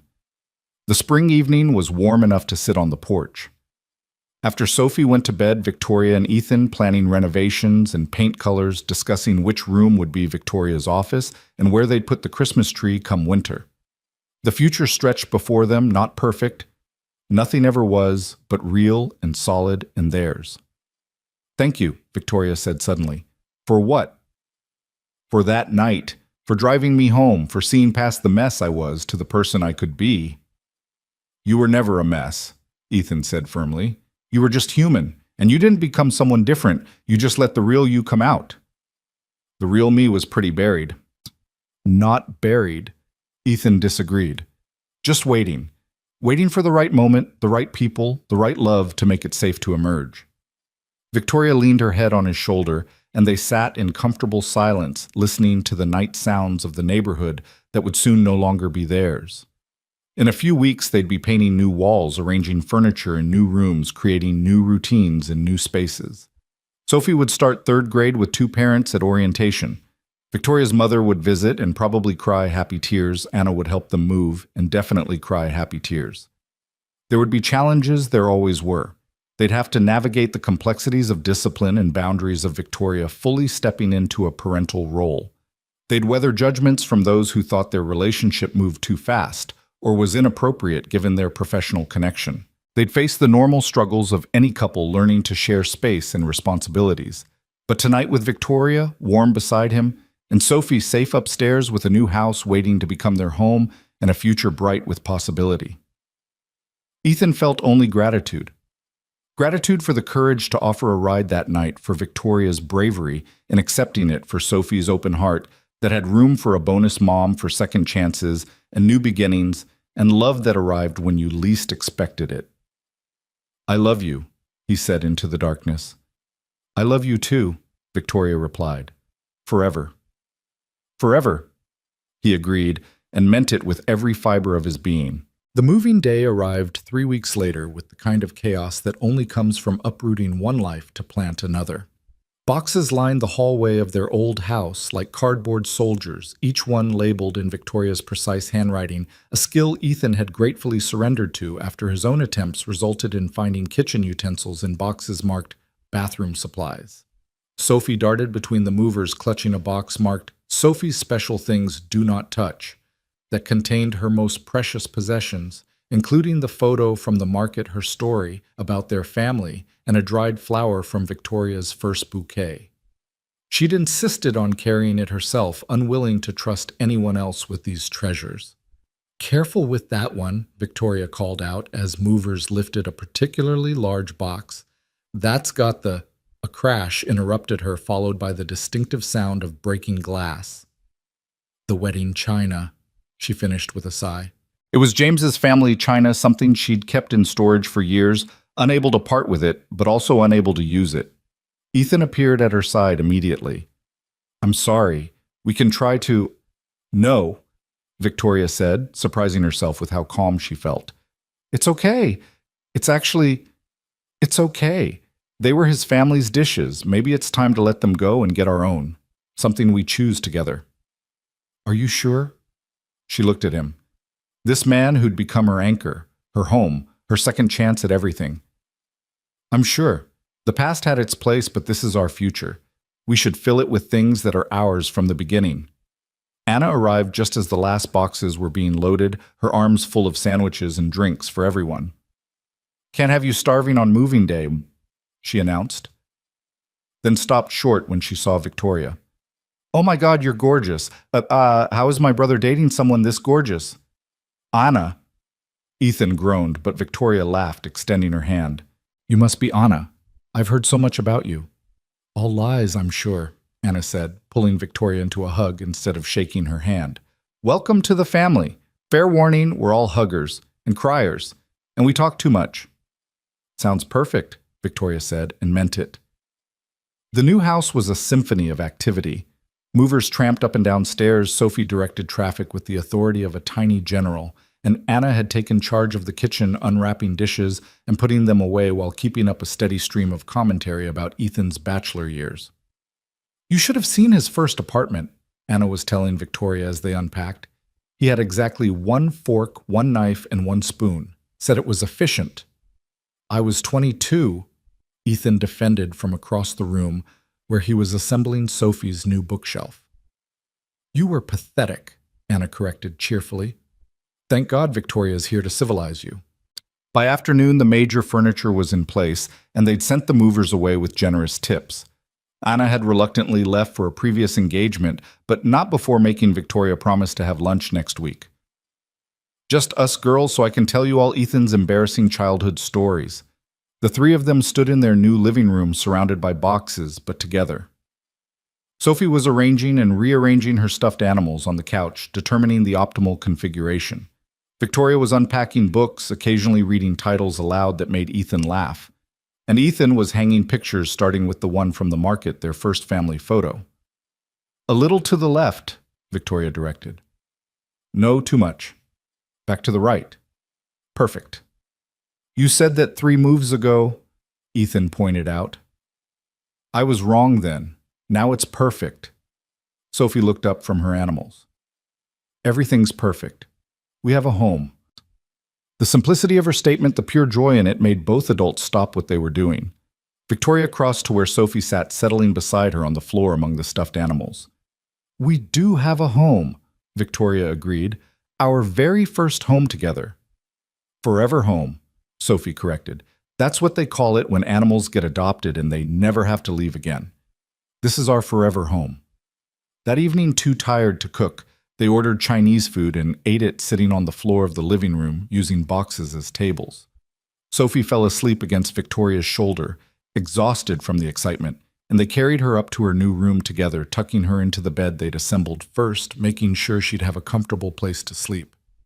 She's out cold, Ethan whispered, brushing hair from Sophie's forehead. It's been a big day, Victoria whispered back. For all of us.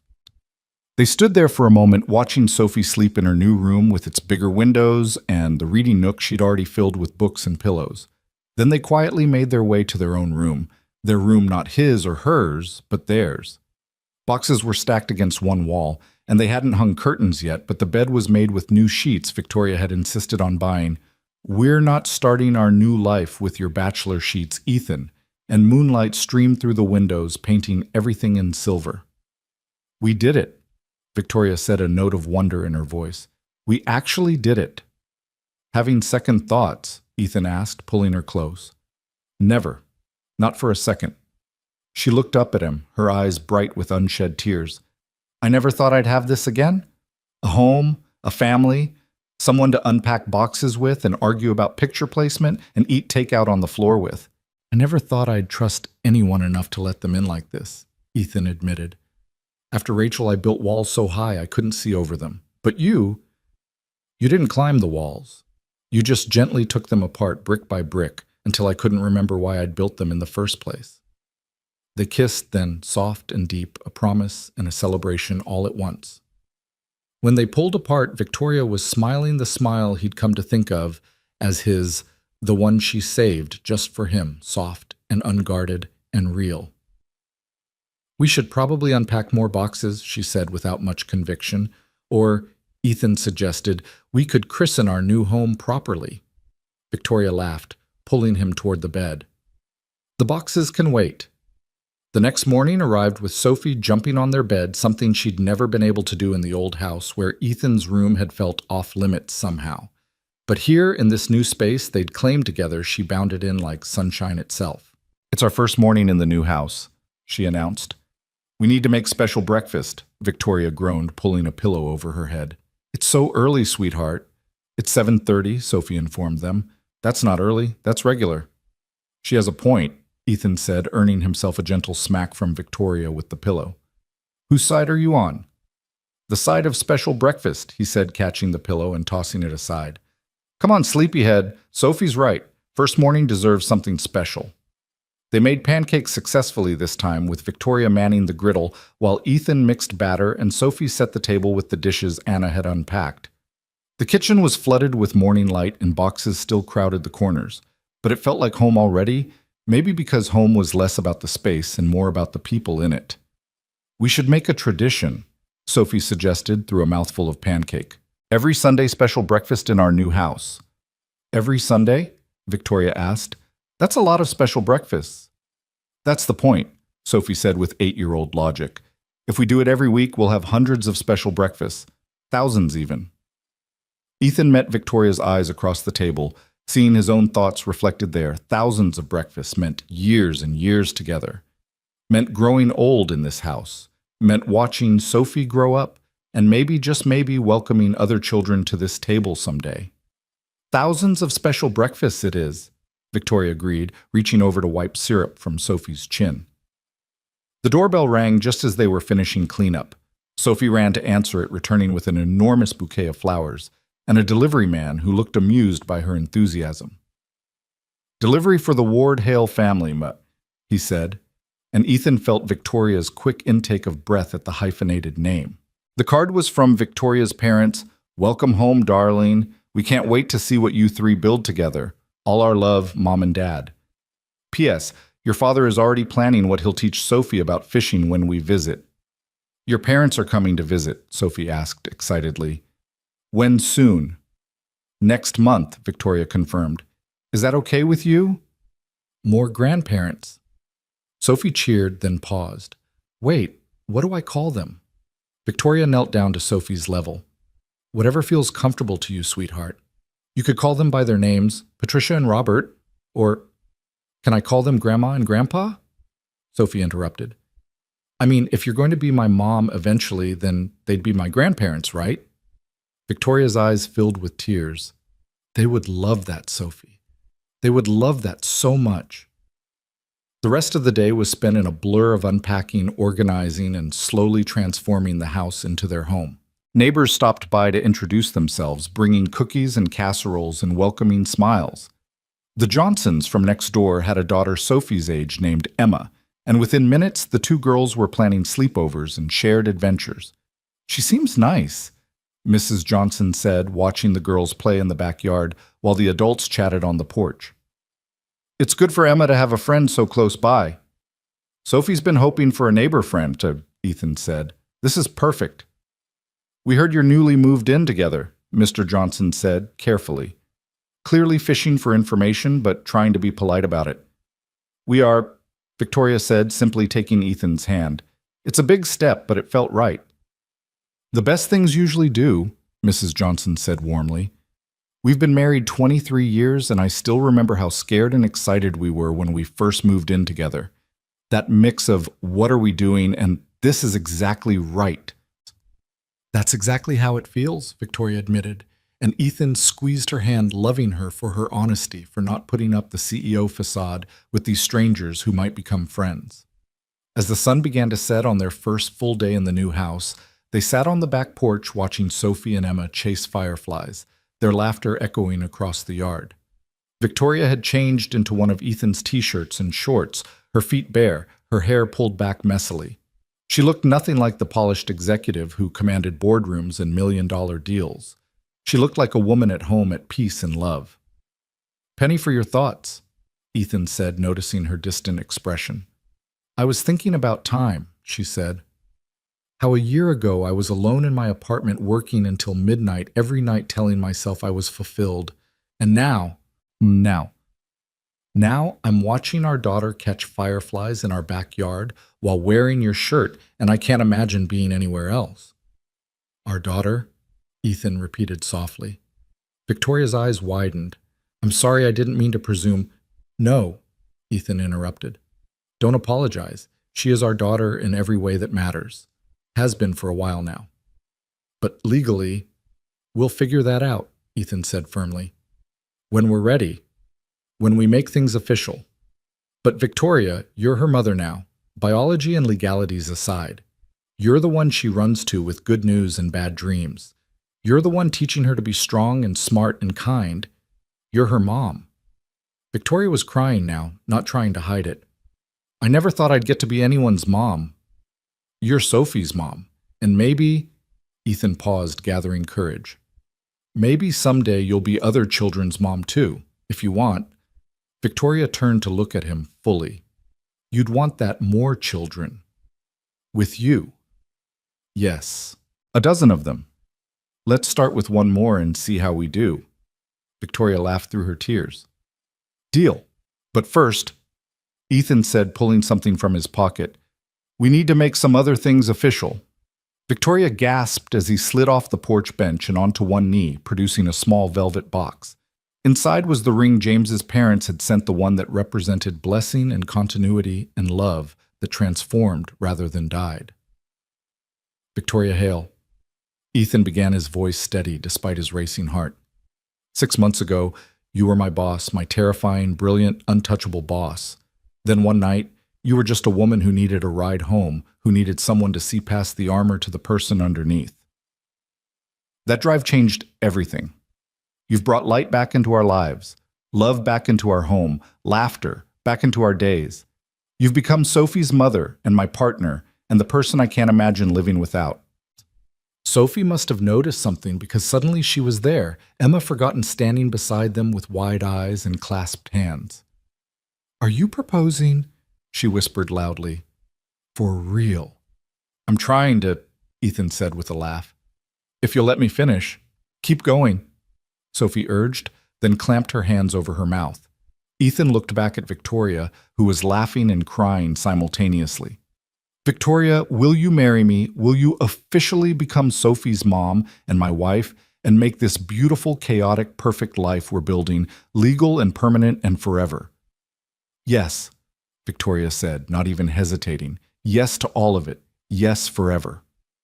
As Ethan slipped the ring onto her finger, a perfect fit as if it had been waiting for this moment, for this hand, for this love, Sophie erupted in cheers, throwing herself at them both. "We're getting married!" She shouted to Emma, to the Johnsons who had come out to see what the commotion was about, to the fireflies and the setting sun, and anyone else who might be listening. "We're going to be a real family." "We're already a real family," Victoria corrected, pulling Sophie close. "Now we're just making it official." The neighbors offered congratulations. Emma and Sophie immediately began planning their roles in the wedding, and somewhere in the chaos, Victoria and Ethan found a moment to kiss, to seal this promise properly. "I love you," Victoria whispered against his lips. "Thank you for being brave that night. Thank you for offering to drive me home. Thank you for saying yes," Ethan whispered back. Then and now. As darkness fell properly, they all went inside their new home. Sophie still chattering excitedly about flower girl dresses and wedding cakes, Victoria calling her parents to share the news, Ethan watching them both with a contentment so profound it made his chest ache. The house was still full of boxes. They'd eaten takeout on the floor just last night. There were 1,000 decisions to make about paint colors and furniture placement and whether the dining room should be formal or casual. But none of that mattered compared to this. Sophie curled between them on the couch, Victoria's ring catching the lamplight, all three of them exactly where they belonged. "Tell me the story," Sophie requested, her traditional bedtime request taking on new meaning now. "What story, sweetheart?" Victoria asked, though they all knew which one. "The story of us, of how we became a family." Ethan began as he always did. "Once upon a time, there was a little girl and her dad who thought they had everything they needed, but they were wrong," Sophie chimed in, knowing her part. "They were missing someone." Victoria continued, having learned the rhythm of this story over many tellings. "Someone who was also missing them," Ethan added. "And one night," Sophie said, her voice getting sleepy, "Dad was brave and kind, and Victoria was sad and needed a friend," Victoria said softly. And a simple ride home changed everything. They finished together. Sophie was asleep before they could add the new chapter, the proposal, the yes, the promise of forever. But there would be time for that, Ethan thought. Time for new chapters and new stories for the wedding Sophie was already planning in her head for the siblings they might give her for the years of special Sunday breakfasts and caught fireflies and bedtime stories. "We should put her to bed," Victoria whispered. But neither of them moved, content to sit with Sophie between them, their newly formed constellation complete. "In a minute," Ethan said, pressing a kiss to Victoria's temple. "Let's just stay like this for a minute." But a minute turned into an hour, and eventually they carried Sophie up to bed together, tucking her in with kisses and whispered promises of tomorrow's adventures. Then they stood in the doorway of her room, watching her sleep, this child, who had brought them together, who had opened her heart to a bonus mom, who became just mom, who showed them both that families could be built from choice and chance and courage. "No regrets?" Ethan asked as they finally made their way to their own room. "Only one?" Victoria said, and Ethan's heart skipped until she continued. "I wish I'd been brave enough to get drunk at a company party sooner." He laughed, pulling her close. "Everything happened exactly when it was supposed to." "You really believe that?" "I do. We both had to be ready. I had to be ready to let someone in, you had to be ready to let your guard down, and Sophie had to be ready for a mom who chose her. And now we're ready for everything else. The wedding, the future, the thousands of Sunday breakfasts Sophie promised. The dozen children you mentioned," Victoria teased. "Let's see how we do with one more first," Ethan said, echoing her earlier words. They stood together in their new bedroom in their new house, with their new engagement making everything feel electric with possibility. Outside fireflies still danced in the darkness, and somewhere an owl called and the suburbs settled into sleep around them. But inside in this space they'd claimed as theirs, the future stretched bright and beautiful, full of promises kept and dreams realized. "I love you," Victoria said, the words still feeling new and precious on her tongue. "I love you too," Ethan replied. "Both of you, all of us. This family we've made. This family we've chosen," Victoria corrected. And that was the truth of it. They'd chosen each other on a dark night months ago when Ethan offered a ride and Victoria accepted. They'd chosen each other every day since, through burnt pancakes and bedtime stories, through corporate complications and custody conversations they'd need to have soon. They'd chosen to risk their hearts after loss had taught them to be careful, chosen hope over fear, love over loneliness. And tomorrow, they'd choose each other again. And the day after that. And all the days that followed, through wedding planning and house decorating, through Sophie's school plays and soccer games, through the adoption process they'd eventually navigate to make Victoria legally what she already was in every way that mattered, Sophie's mother. The clock on the nightstand ticked past midnight, officially making it Monday, the start of a new week in their new home with their newly official engagement. Victoria was already asleep beside him, her hand with its antique ring resting on his chest, her breathing deep and even. But Ethan lay awake a bit longer, listening to the unfamiliar sounds of the new house, learning its rhythms, its creaks and sighs. He thought about the morning, how they'd wake up engaged, how Sophie would probably announce it to everyone at school, how Victoria would wear her ring to the office and face down any whispers with the steel spine that made her a formidable CEO and an even more formidable mother. He thought about calling his parents, about Victoria's parents visiting, about merging not just their lives, but their families, creating something bigger and richer than any of them had alone.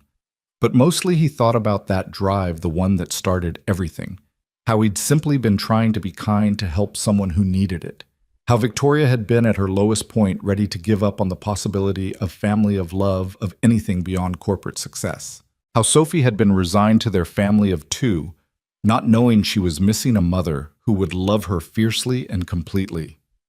3 broken pieces that turned out to be not broken at all, just waiting to find each other, to fit together, to create something whole and beautiful and strong. A family not of circumstance but of choice, a love not of convenience but of recognition, 2 souls seeing past the surface to the truth beneath. Ethan finally drifted off to sleep with Victoria warm beside him, and Sophie safe down the hall in their new house that would become their home in the life they were building day by day, choice by choice, love by love. And somewhere in his dreams he was driving through the city at night, but this time Victoria was beside him by choice, Sophie in the back seat, all of them heading not away from something, but toward it, toward home, toward family, toward the future they'd create together. The alarm would ring in a few hours, starting their first full week in the new house. There would be breakfast to make and lunches to pack, meetings to attend, and homework to help with, wedding plans to discuss, and a life to build. It would be chaotic and imperfect, and absolutely perfect in its imperfection. But for now, in the deep quiet of night, they slept, the single dad who'd learned to love again, the lonely boss who'd found her family, and the little girl who'd gotten the mom she'd wished for on countless stars. 3 hearts beating in 3 different rooms of the same house, connected by invisible threads of love that would only grow stronger with time. The morning sun cast long shadows through the kitchen windows as Victoria stood at the counter, her engagement ring catching the light as she poured coffee. It had been 2 weeks since the proposal, and she still found herself staring at the ring, sometimes amazed by its weight on her finger and everything it represented. "You're doing it again," Ethan observed, wrapping his arms around her from behind. "Doing what?" "Looking at your ring like you can't believe it's real." "Sometimes I can't," she admitted, leaning back into his embrace. 3 weeks in this house, 2 weeks engaged, and every morning I wake up expecting it to be a dream. "Not a dream," he assured her, pressing a kiss to her temple. "Though we might be living in a construction zone." He wasn't wrong. The house was still in transition, with paint samples taped to walls and furniture arrangements that changed daily as they figured out what worked.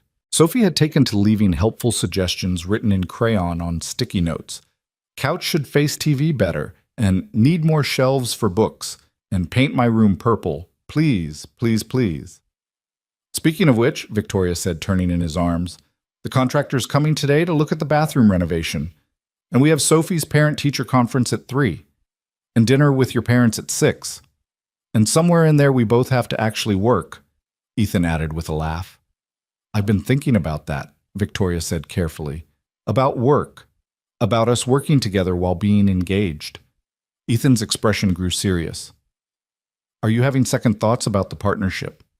No, God, no. You've earned that 10 times over. I'm thinking about perception, about making sure everyone knows this is legitimate, that your success isn't because of us. Let them think what they want. Ethan. Her CEO voice slipped through the one that commanded boardrooms. I need to protect both of us. I'm proposing we bring in an external consultant to review the partnership terms to validate your contributions independently. It's not about us. It's about the company, about doing this right. He studied her face, seeing the executive who'd built an empire wrestling with the woman who wanted to protect their personal life. If that's what you think is best, I do. And there's something else. She took a breath. I want to step back a little, not from the company, but from the day-to-day operations. Promote Jennifer to COO. Let her handle more while I focus on strategy and major clients and family. Victoria, you love the daily operations. I love you and Sophie more, she said simply. I've spent 15 years putting work first. I don't want to miss Sophie's plays because of board meetings. I don't want to be checking emails during our honeymoon. I want to be present for this life we're building. Before Ethan could respond, Sophie thundered down the stairs, her backpack bouncing against her shoulders. I'm ready for school. Did you remember it's Share Day? I'm bringing the photo from the market to share about our family. We remembered, Victoria assured her, though in truth she'd forgotten until Sophie's reminder. This was still new, this juggling of corporate responsibilities with school schedules and share days. Emma's mom is bringing cupcakes for the class, Sophie continued, grabbing her lunchbox. Can we bring something next time? Of course, Victoria said. What would you like to bring? Your homemade brownies, the lopsided ones. Victoria laughed. They're only lopsided because I'm still learning. That's what makes them special, Sophie said with 8-year-old wisdom. They're made with love and trying. The doorbell rang before anyone could respond, and Sophie ran to answer it, returning with Anna, who'd taken to dropping by unannounced since the engagement. Morning, future sister-in-law, Anna sang out, helping herself to coffee. Ready for Mom and Dad tonight. Define ready, Ethan muttered. They're going to cry, Anna warned Victoria. Fair warning, Dad hasn't seen Ethan this happy since, well, ever. And Mom's already bought 3 different grandmother books, even though Sophie calls her Nana Anna. But I'm not even their grandchild yet, Sophie protested. Anna knelt down to Sophie's level. Sweetheart, you became their grandchild the moment Uncle Ethan decided Victoria was family. Legal stuff is just paperwork. So I have lots of grandparents now. So many grandparents, Anna confirmed. You're going to be spoiled rotten. Excellent, Sophie declared, making all the adults laugh. After Sophie got on the school bus and Anna left for work, Victoria and Ethan stood in their still chaotic living room surrounded by paint samples and fabric swatches and the beautiful mess of building a life together. We need to make some decisions, Victoria said, picking up a stack of purple paint samples Sophie had specifically selected. Purple it is, Ethan said without hesitation. You didn't even look at them. Don't need to. She wants purple, she gets purple. Besides, he pulled Victoria closer. We have bigger decisions to make, like when to get married. Sophie votes for tomorrow, Victoria laughed. She informed me yesterday that waiting is boring for grown-ups. What do you vote for? Victoria considered. Fall. October, maybe. The leaves will be beautiful. Sophie will be settled in school, and it gives us time to do this right. October it is. Big wedding or small? Small, Victoria said immediately.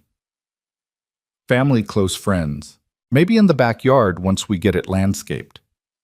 I love that idea, though Sophie might have opinions about everything. they said in unison, laughing. The contractor arrived then, a middle-aged man named Tony, who looked at their bathroom plans with the eye of someone who'd seen too many HGTV-inspired disasters. "You sure you want to knock out this wall, us?" he asked, tapping the blueprint. "We need more space," Victoria explained. "Eventually we might have more children, and one bathroom upstairs won't be enough." Tony's eyebrows rose slightly at "more children," but he just nodded. "Makes sense. When you're thinking about starting the renovation," Ethan asked. "The kids," Tony said with a grin. Victoria and Ethan exchanged glances. It was a conversation they'd been dancing around since the engagement, both wanting it, but unsure how to navigate the practicalities. "Soon," Victoria said softly. "After the wedding." "Well, then, we better get this bathroom done quick," Tony said, making notes. "These things take time, and trust me, pregnancy and renovation don't mix. My wife nearly murdered me when I was retiling our bathroom while she was 8 months pregnant." After Tony left with promises to send a quote, Victoria stood in what would become their expanded master bathroom, imagining the space filled with the chaos of multiple children during bath time. "You really want more kids?" Ethan asked from the doorway. "I want your kids," she corrected. "I want Sophie to have siblings. I want our house full of laughter and chaos, and too many shoes by the door. Even though Sophie's already 8, the age gap." "Will be perfect," Victoria interrupted. "She'll be the amazing big sister who helps and teaches and probably bosses them around mercilessly." "You've thought about this?" "Every night since you mentioned it. I'm 38, Ethan. If we're doing this, we can't wait too long." He crossed to her, taking her hands. "Then we won't wait. October wedding, and then we see what happens," Victoria finished. The parent-teacher conference that afternoon was their first as an engaged couple, and Mrs. Patterson couldn't hide her delight. "Sophie's been writing stories about your family all semester," she said, pulling out a folder full of Sophie's work. "Look at this one from last week." The story was titled "My Three Parents" and began, "I have a dad who fixes everything, a mom in heaven who sent me Victoria, and a bonus mom who's going to be my real mom soon." Victoria's breath caught. She thinks her birth mother is in heaven. Mrs. Patterson looked surprised. "You didn't know Sophie's been telling everyone her first mom went to heaven when she was little, but sent Victoria to take care of her and her dad." Ethan ran a hand through his hair. "Rachel wasn't dead. She was living in California with her new husband, having signed away her parental rights when Sophie was 2. They'd agreed to tell Sophie the truth when she was older, but apparently she'd created her own narrative." "We need to talk to her," Victoria said quietly. "She's doing wonderfully academically." Mrs. Patterson continued, sensing the shift in mood. "Her reading is above grade level, and her emotional intelligence is remarkable. She's been helping the younger kids at recess, very nurturing." "She's practicing being a big sister," Ethan explained. "We're hoping to expand our family." Mrs. Patterson beamed. "She'll be wonderful. She has such a capacity for love." As they left the school, Victoria was quiet, processing the revelation about Sophie's story. "We should tell her the truth," she said finally. "About Rachel. It'll hurt her. Lies hurt worse in the long run. Besides," Victoria stopped walking, turning to face him. "She needs to know that Rachel chose to leave and I'm choosing to stay. That's important." "You're right," Ethan agreed. "But after dinner with my parents, one emotional conversation at a time." The dinner was exactly as Anna had predicted. Ethan's father, Robert, teared up the moment he saw Victoria's ring, and his mother, Linda, had Sophie on her lap within minutes, listening intently as Sophie described their wedding plans. "Purple flowers everywhere," Sophie was saying, "and I'll be the flower girl and ring bearer because I'm very responsible." "You are very responsible," Linda agreed, "and you'll be the most beautiful flower girl ever." "Victoria's going to be the most beautiful," Sophie corrected loyally. "Dad says she takes his breath away." "Did he now?" Robert asked, grinning at his son's reddening face. "He did. He also says she makes him want to sing, but I've heard Dad sing, and it's terrible, so maybe that's not a good thing." The table erupted in laughter, and Ethan buried his face in his hands while Victoria rubbed his back, trying not to laugh too hard. "I think it's wonderful," Linda said, reaching across the table to squeeze Victoria's hand. "We've been hoping Ethan would find someone who could make him sing again, terrible voice and all." "Mom," Ethan protested. What? It's true. After Rachel, Linda caught herself glancing at Sophie. After my first mom went to heaven, Sophie supplied helpfully, and the adults all froze. Sweetheart, Ethan started carefully about that. I know she's not really in heaven, Sophie interrupted, shocking them all. Emma's mom told Emma, who told me that my birth mom lives in California, but I like my story better. The silence that followed was deafening. Victoria reached for Sophie, pulling her into her lap. Why do you like your story better? She asked gently.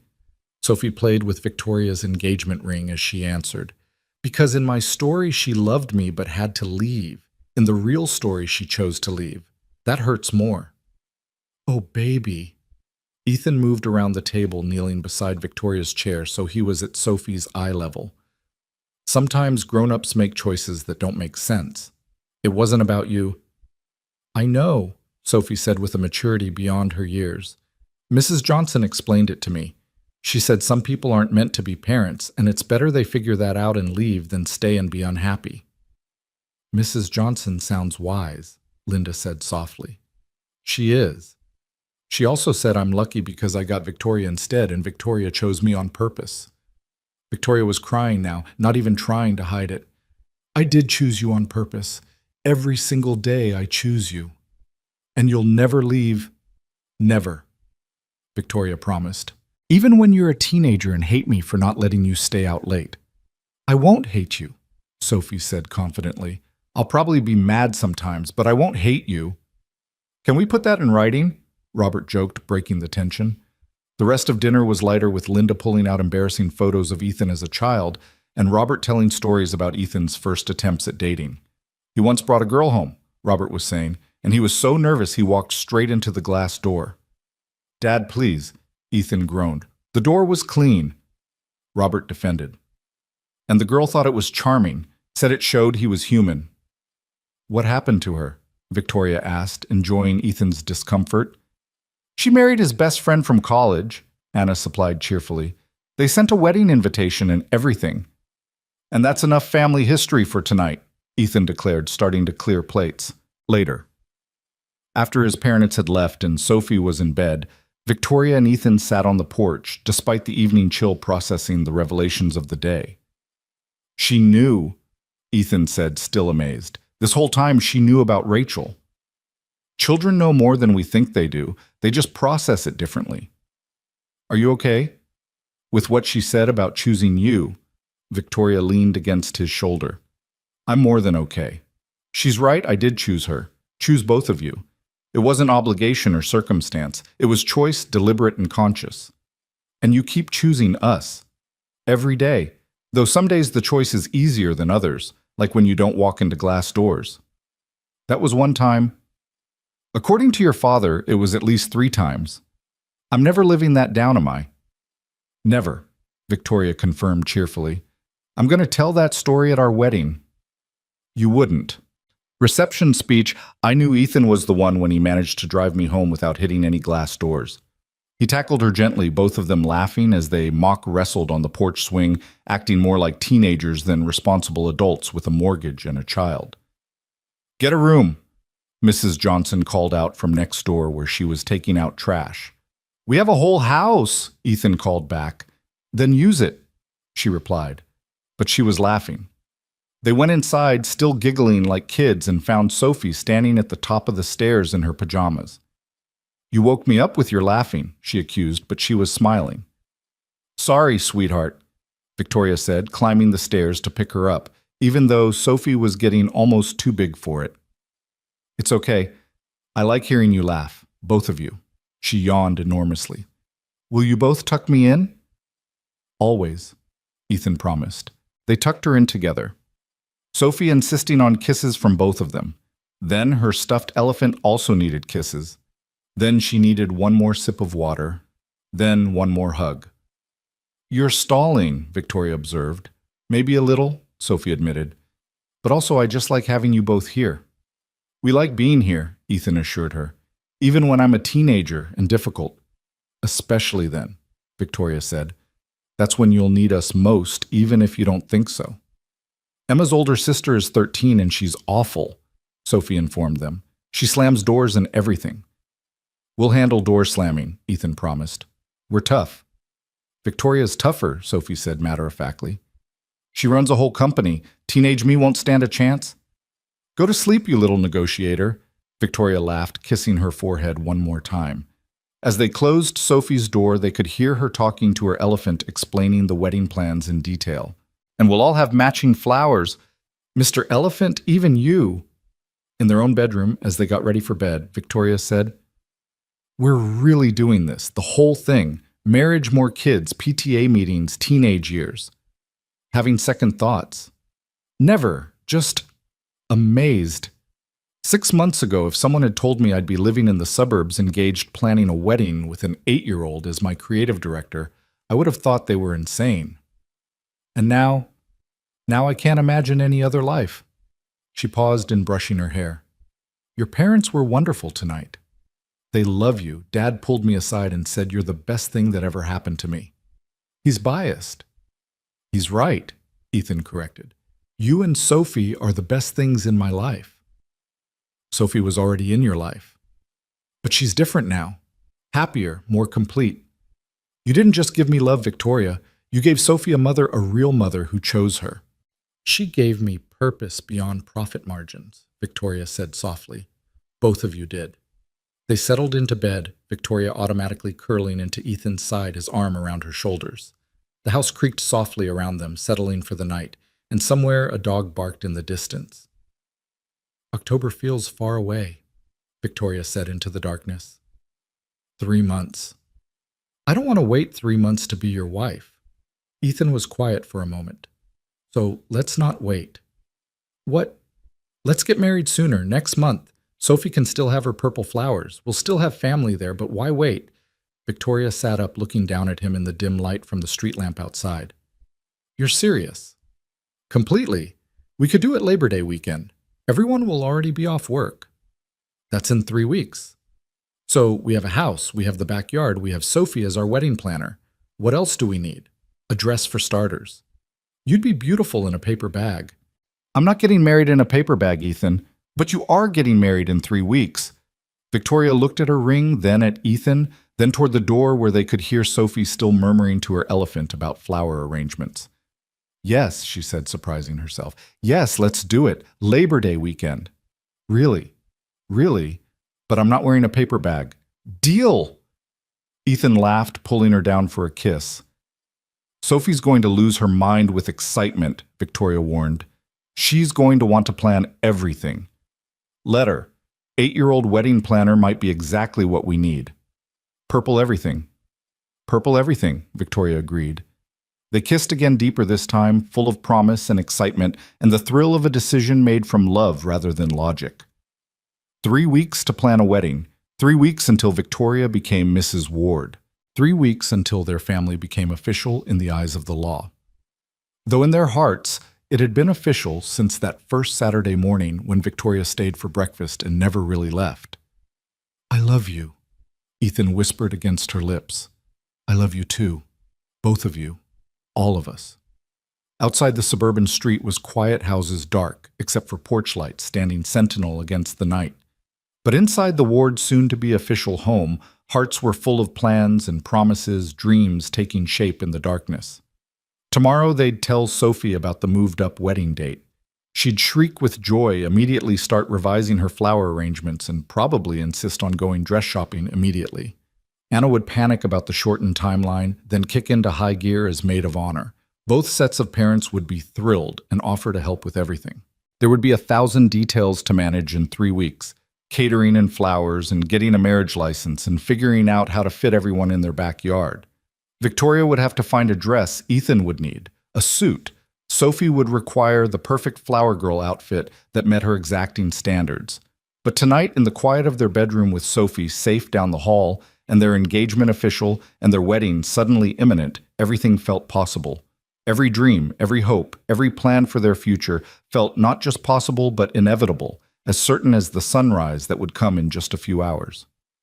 3 weeks, Victoria murmured, already half asleep. 3 weeks, Ethan confirmed, holding her closer.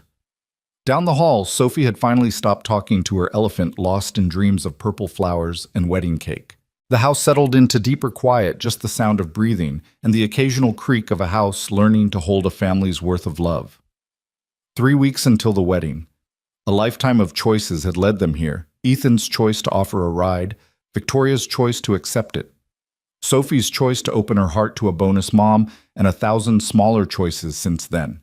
Each one building on the last, creating something stronger than any of them alone.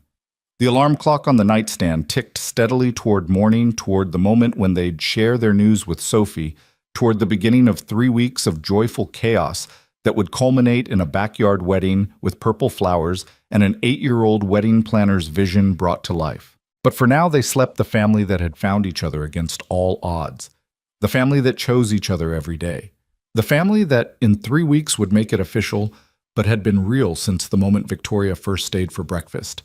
And Ethan realized he'd been waiting for her all along. The next morning arrived with Sophie bouncing on their bed at dawn, her elephant clutched in one hand and a notebook in the other. "I had the best dream about the wedding," she announced, not bothering with good morning. "There were purple butterflies everywhere, and we all wore matching shoes, and the cake was as tall as me," Victoria groaned, pulling a pillow over her head. "Sophie, sweetheart, the sun isn't even up yet." "But wedding planning doesn't sleep," Sophie said seriously, a phrase she'd apparently picked up from a wedding show she'd watched with Emma. Ethan sat up, his hair sticking up at odd angles.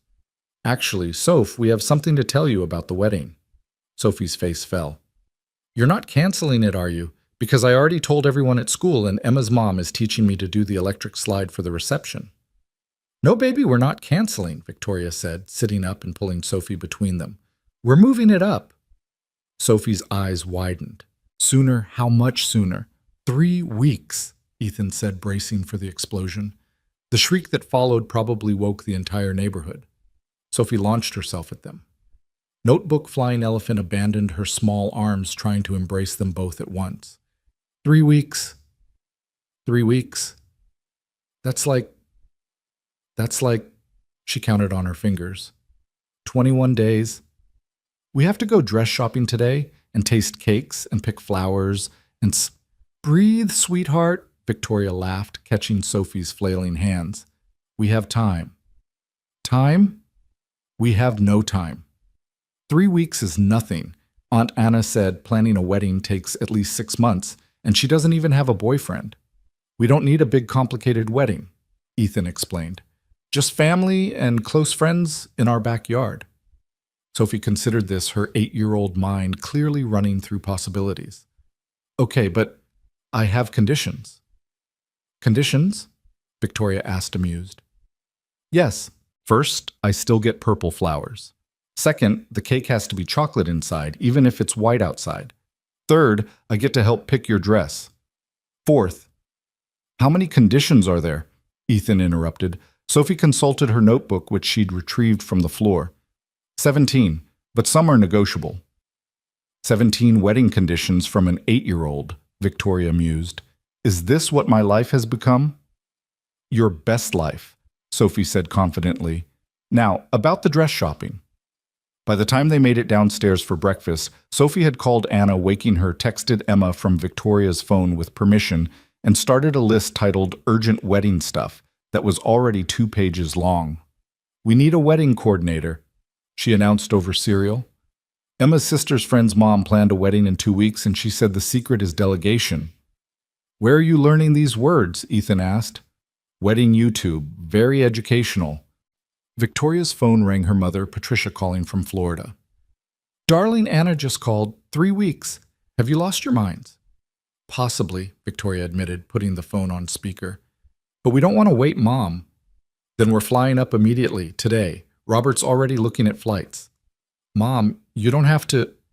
Victoria Hale, you're my only daughter, and you're getting married in 3 weeks. We're coming. We'll stay at a hotel, but we're coming. Sophie grabbed the phone. Grandma Patricia, we need purple flowers and chocolate cake, and Victoria needs a dress that makes Dad cry, but in a good way. Patricia's laughter filled the kitchen. Sophie, darling, you're absolutely right. We'll be there by dinner. Tell your dad to order pizza we have planning to do. The day became a whirlwind. Anna arrived by 9, armed with bridal magazines and her laptop. 3 weeks, she kept muttering. 3 weeks. Have you people lost your minds? Yes, Victoria and Ethan said in unison. Good. Sanity is overrated. Sophie, you're with me. We're making spreadsheets. I love spreadsheets, Sophie exclaimed, which made Victoria inexplicably proud. The doorbell rang constantly.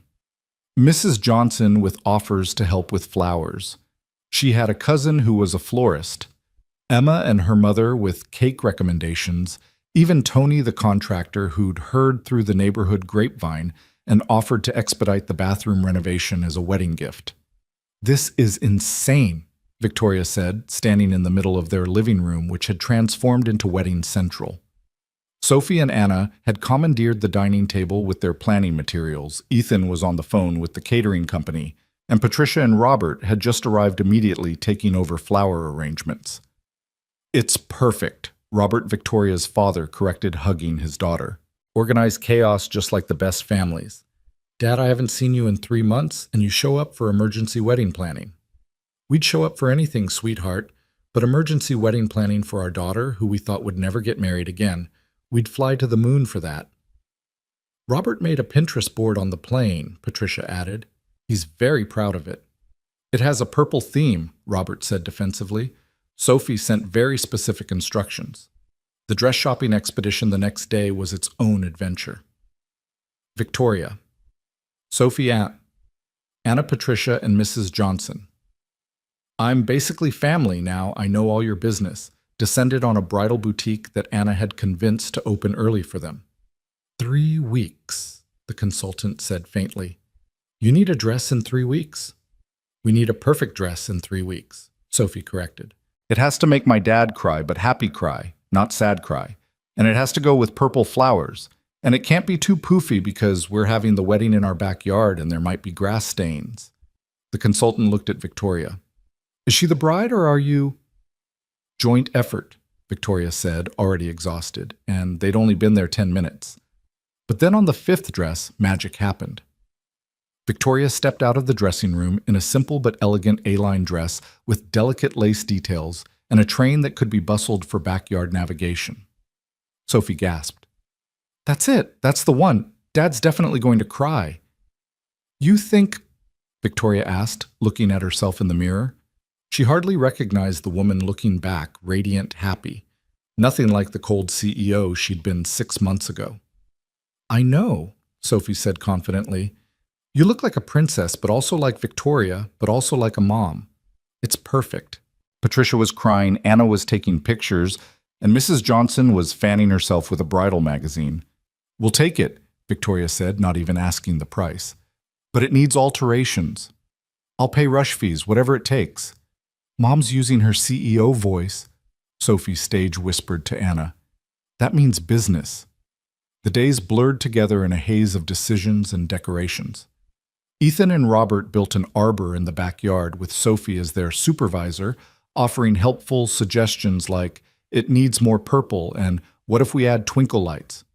Twinkle lights it is, Robert agreed, having fallen completely under Sophie's spell. Victoria's parents had essentially moved in, taking over the guest room and throwing themselves into preparations with enthusiasm that surprised everyone, including Victoria. I've never seen them like this, Victoria told Ethan one evening watching Robert and Sophie string lights while Patricia arranged centerpieces. They were so reserved when I married James. Proper. This is what happens when parents see their child truly happy, Linda said, joining them on the porch. She'd arrived that afternoon with homemade cookies and an offer to handle all the day of coordination. We can tell the difference between what we think you should want and what actually makes you glow. I'm glowing. Honey, you're practically radioactive with happiness, Linda laughed. And Sophie hasn't stopped smiling in 3 weeks. 2 weeks now, Ethan corrected. 2 weeks until the wedding. The invitation, Sophie suddenly yelled from the yard. We forgot to send invitations. We did send them, Anna called from inside. Email invitations, remember, very modern. But what about Great Aunt Ruth? She doesn't have email. I called her, Patricia assured her. She's coming and she's bringing her famous potato salad. I didn't know we had a Great Aunt Ruth, Victoria said.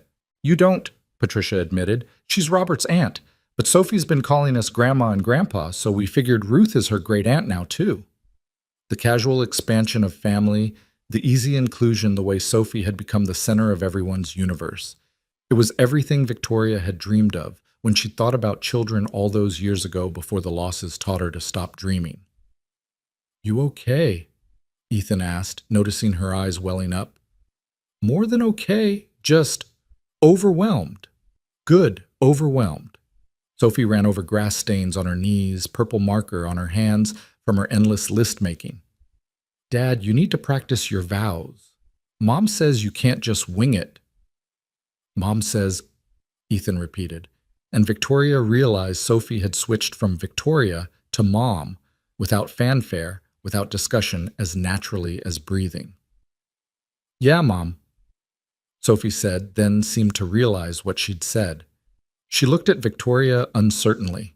Is that okay? Can I call you Mom now? Even before the wedding. Victoria knelt down, not caring about the grass stains on her own knees. You can call me whatever feels right, sweetheart. Mom Victoria Fee, Supreme Wedding Commander. Mom, Sophie said firmly, I want to call you Mom. She paused. But maybe Supreme Wedding Commander for the next 2 weeks. Everyone laughed, and if a few tears were mixed in, nobody mentioned it. The bachelor-bachelorette party situation was, as Anna put it, complicated by the presence of an 8-year-old who refused to be left out of anything. Traditional bachelor parties are stupid anyway, Sophie declared. Why would Dad want to go to a strip club when he could have a family game night? How do you know about strip clubs? Ethan asked, horrified. Emma's sister. She knows everything inappropriate. So instead of separate parties, they had a combined celebration at the houseboard games, karaoke, where Ethan's terrible singing was confirmed and Sophie's masterful performance of the electric slide she'd been practicing. This is the weirdest bachelor party ever, Ethan's college friend Mike said, watching Sophie teach Patricia how to do the Cupid shuffle. It's perfect, Ethan corrected, watching Victoria laugh as Robert attempted to dance. It's absolutely perfect. The week of the wedding, controlled chaos turned into barely controlled mayhem. The tent arrived a day early and had to be stored in the garage. The flowers were the wrong shade of purple, sending Sophie into a meltdown that required emergency ice cream and a promise from the florist to fix everything. What if it rains? Sophie asked for the 100th time, checking weather apps obsessively. Then we'll dance in the rain, Victoria said, though she was checking the weather just as obsessively. What if the cake falls? We'll eat cake off the ground. What if Dad forgets his vows? Then I'll make them up for him, Ethan said, catching Sophie in a hug. Stop worrying, wedding planner. Everything's going to be perfect. But what if... Sophie, Victoria's mom voiced gentle but firm. What's really wrong? Sophie was quiet for a moment, then in a small voice. What if after you get married, things change? What if you love each other so much you forget about me? Both Victoria and Ethan immediately wrapped Sophie in their arms, creating their signature family huddle. Impossible, Victoria said firmly. You're the reason we found each other. You're the heart of this family. The whole wedding is basically for you, Ethan added.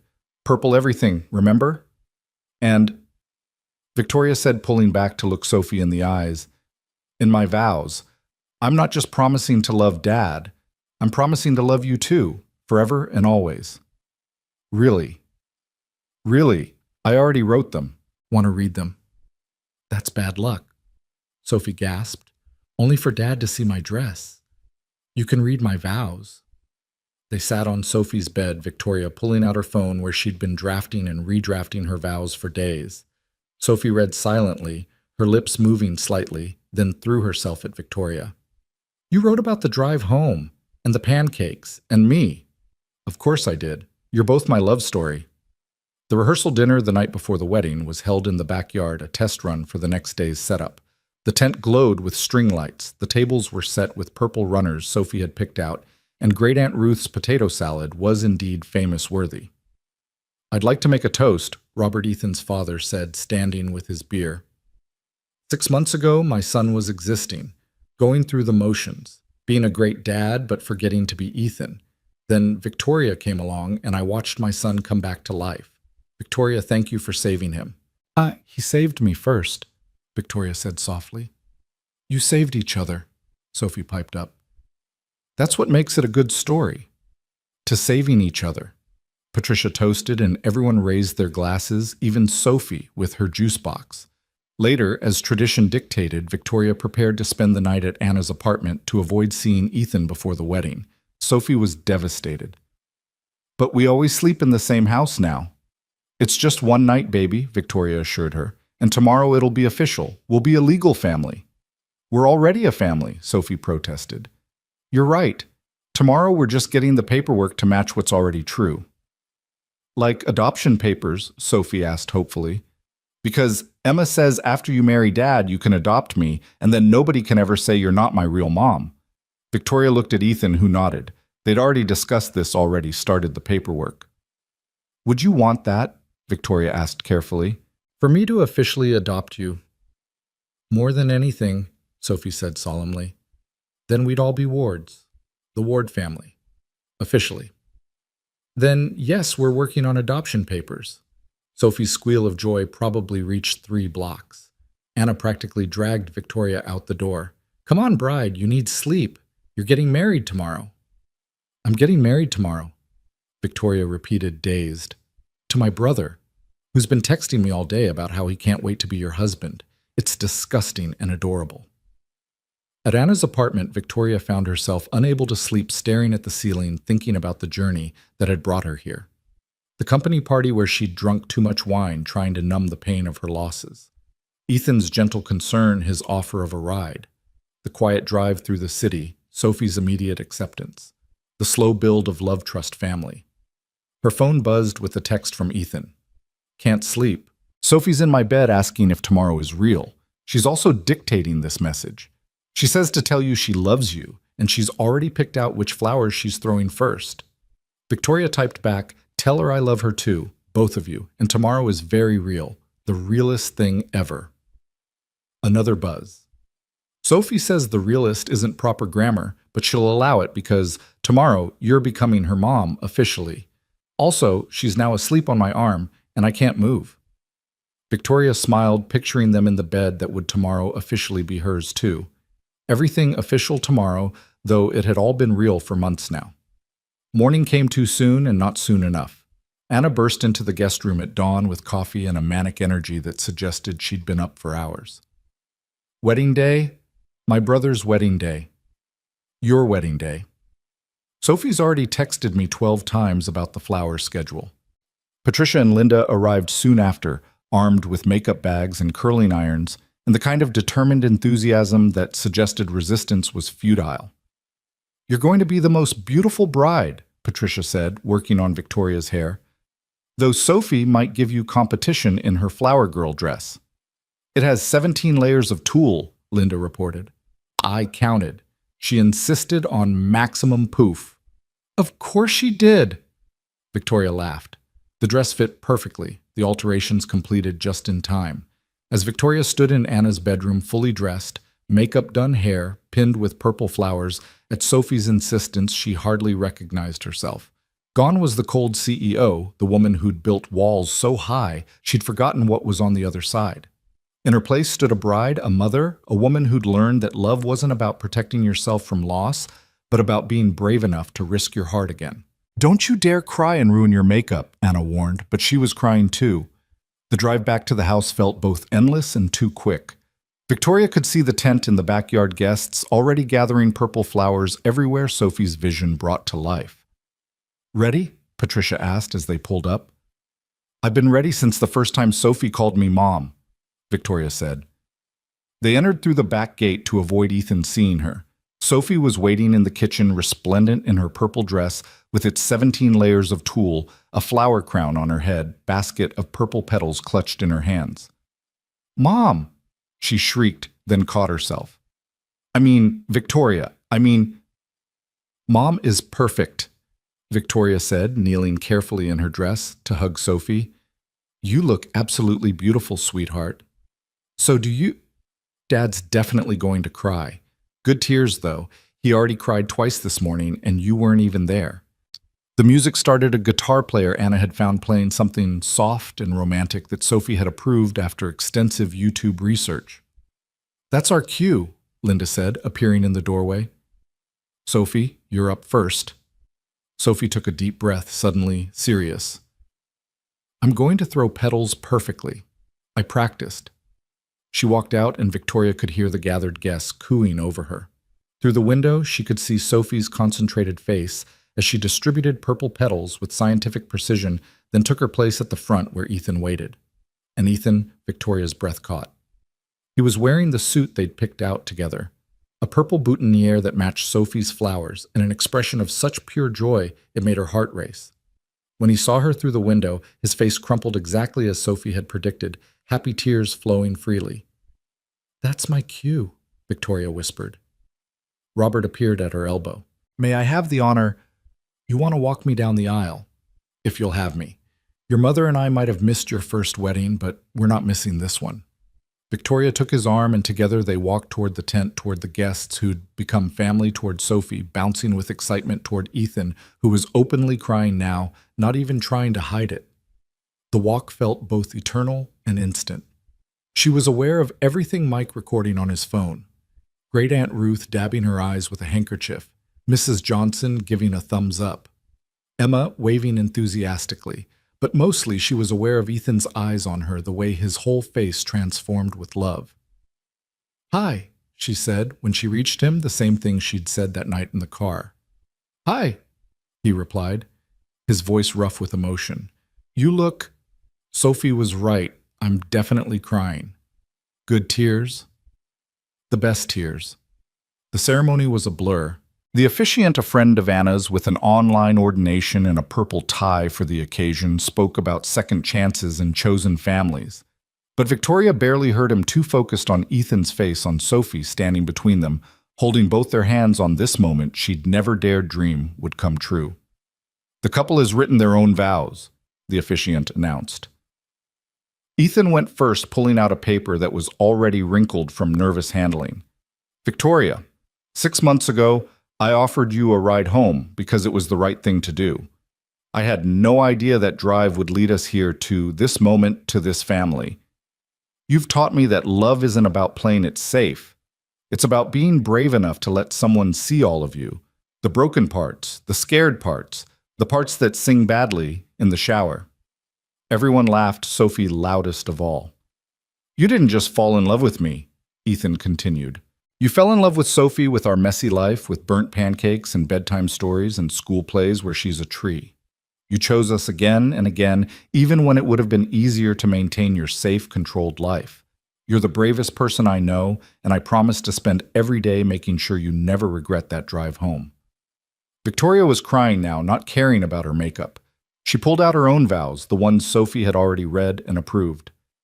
"Ethan and Sophie," she made sure to look at both of them, "because this is about both of you. That night you drove me home, I was at my lowest point. I'd given up on the idea of family, of children, of anything beyond professional success. But you saw through my armor to the person underneath, the person I'd forgotten existed. You gave me Sophie, who taught me that being a mother isn't about biology. It's about showing up every day, even when you don't know what you're doing." Sophie beamed, her gap-toothed smile radiant. "You gave me purple flowers and family dinners and a house full of laughter. You gave me the courage to want things I'd stopped believing I deserved." Ethan. "I promise to love you through burnt pancakes and perfect ones." Sophie. "I promise to be your mom through soccer games and school plays, through teenage years and beyond. You both saved me in ways you'll never fully understand. You're my family, my heart, my home." "Is it ring time?" Sophie whispered loudly. "Because I've been holding these for like forever." More laughter as Sophie produced the rings from a purple silk pouch, presenting them with the solemnity of a royal ceremony. The rings exchanged the "I do's," said with voices strong. Despite tears, the officiant proclaimed them husband and wife. "You may kiss." Ethan was already kissing Victoria, dipping her slightly while the guests erupted in cheers. Sophie tugged on Ethan's jacket. "Family hug! Family hug!" They pulled her up between them, the three of them embracing as purple flower petals fell around them. Anna and Emma, throwing Sophie's carefully saved extras with enthusiasm. "We did it," Sophie announced. "We're officially a family." "We were always a family," Victoria corrected, adjusting Sophie's flower crown. "Now we just have paperwork." "And a party," Sophie reminded them, "with cake and dancing and Great Aunt Ruth's potato salad." The reception was everything Sophie had planned and more. The purple theme was everywhere from the tablecloths to the signature cocktails, purple cosmos for adults, purple lemonade for kids. Sophie and Emma performed their carefully rehearsed electric slide, dragging everyone onto the dance floor. Robert and Robert, both grandfathers with the same name, bonded over their shared name and their mutual adoration of Sophie. "Speech time," Anna announced, tapping a spoon against her glass. She told the story of Ethan's transformation of watching her brother come back to life. Mike told embarrassing college stories that made Ethan bury his face in Victoria's shoulder. Patricia spoke about second chances and the courage to love again, but it was Sophie who stole the show. "I wanted to say something," she announced, standing on a chair so everyone could see her. "When I was little, I used to wish on stars for a mom. Not because Dad wasn't enough, because he was always enough, but I wanted someone who would braid my hair and understand girl things and love Dad as much as I do." The tent was silent except for the soft sound of sniffling from multiple directions. Then Victoria came, and she was better than what I wished for. She doesn't just braid my hair, she teaches me about business and spreadsheets.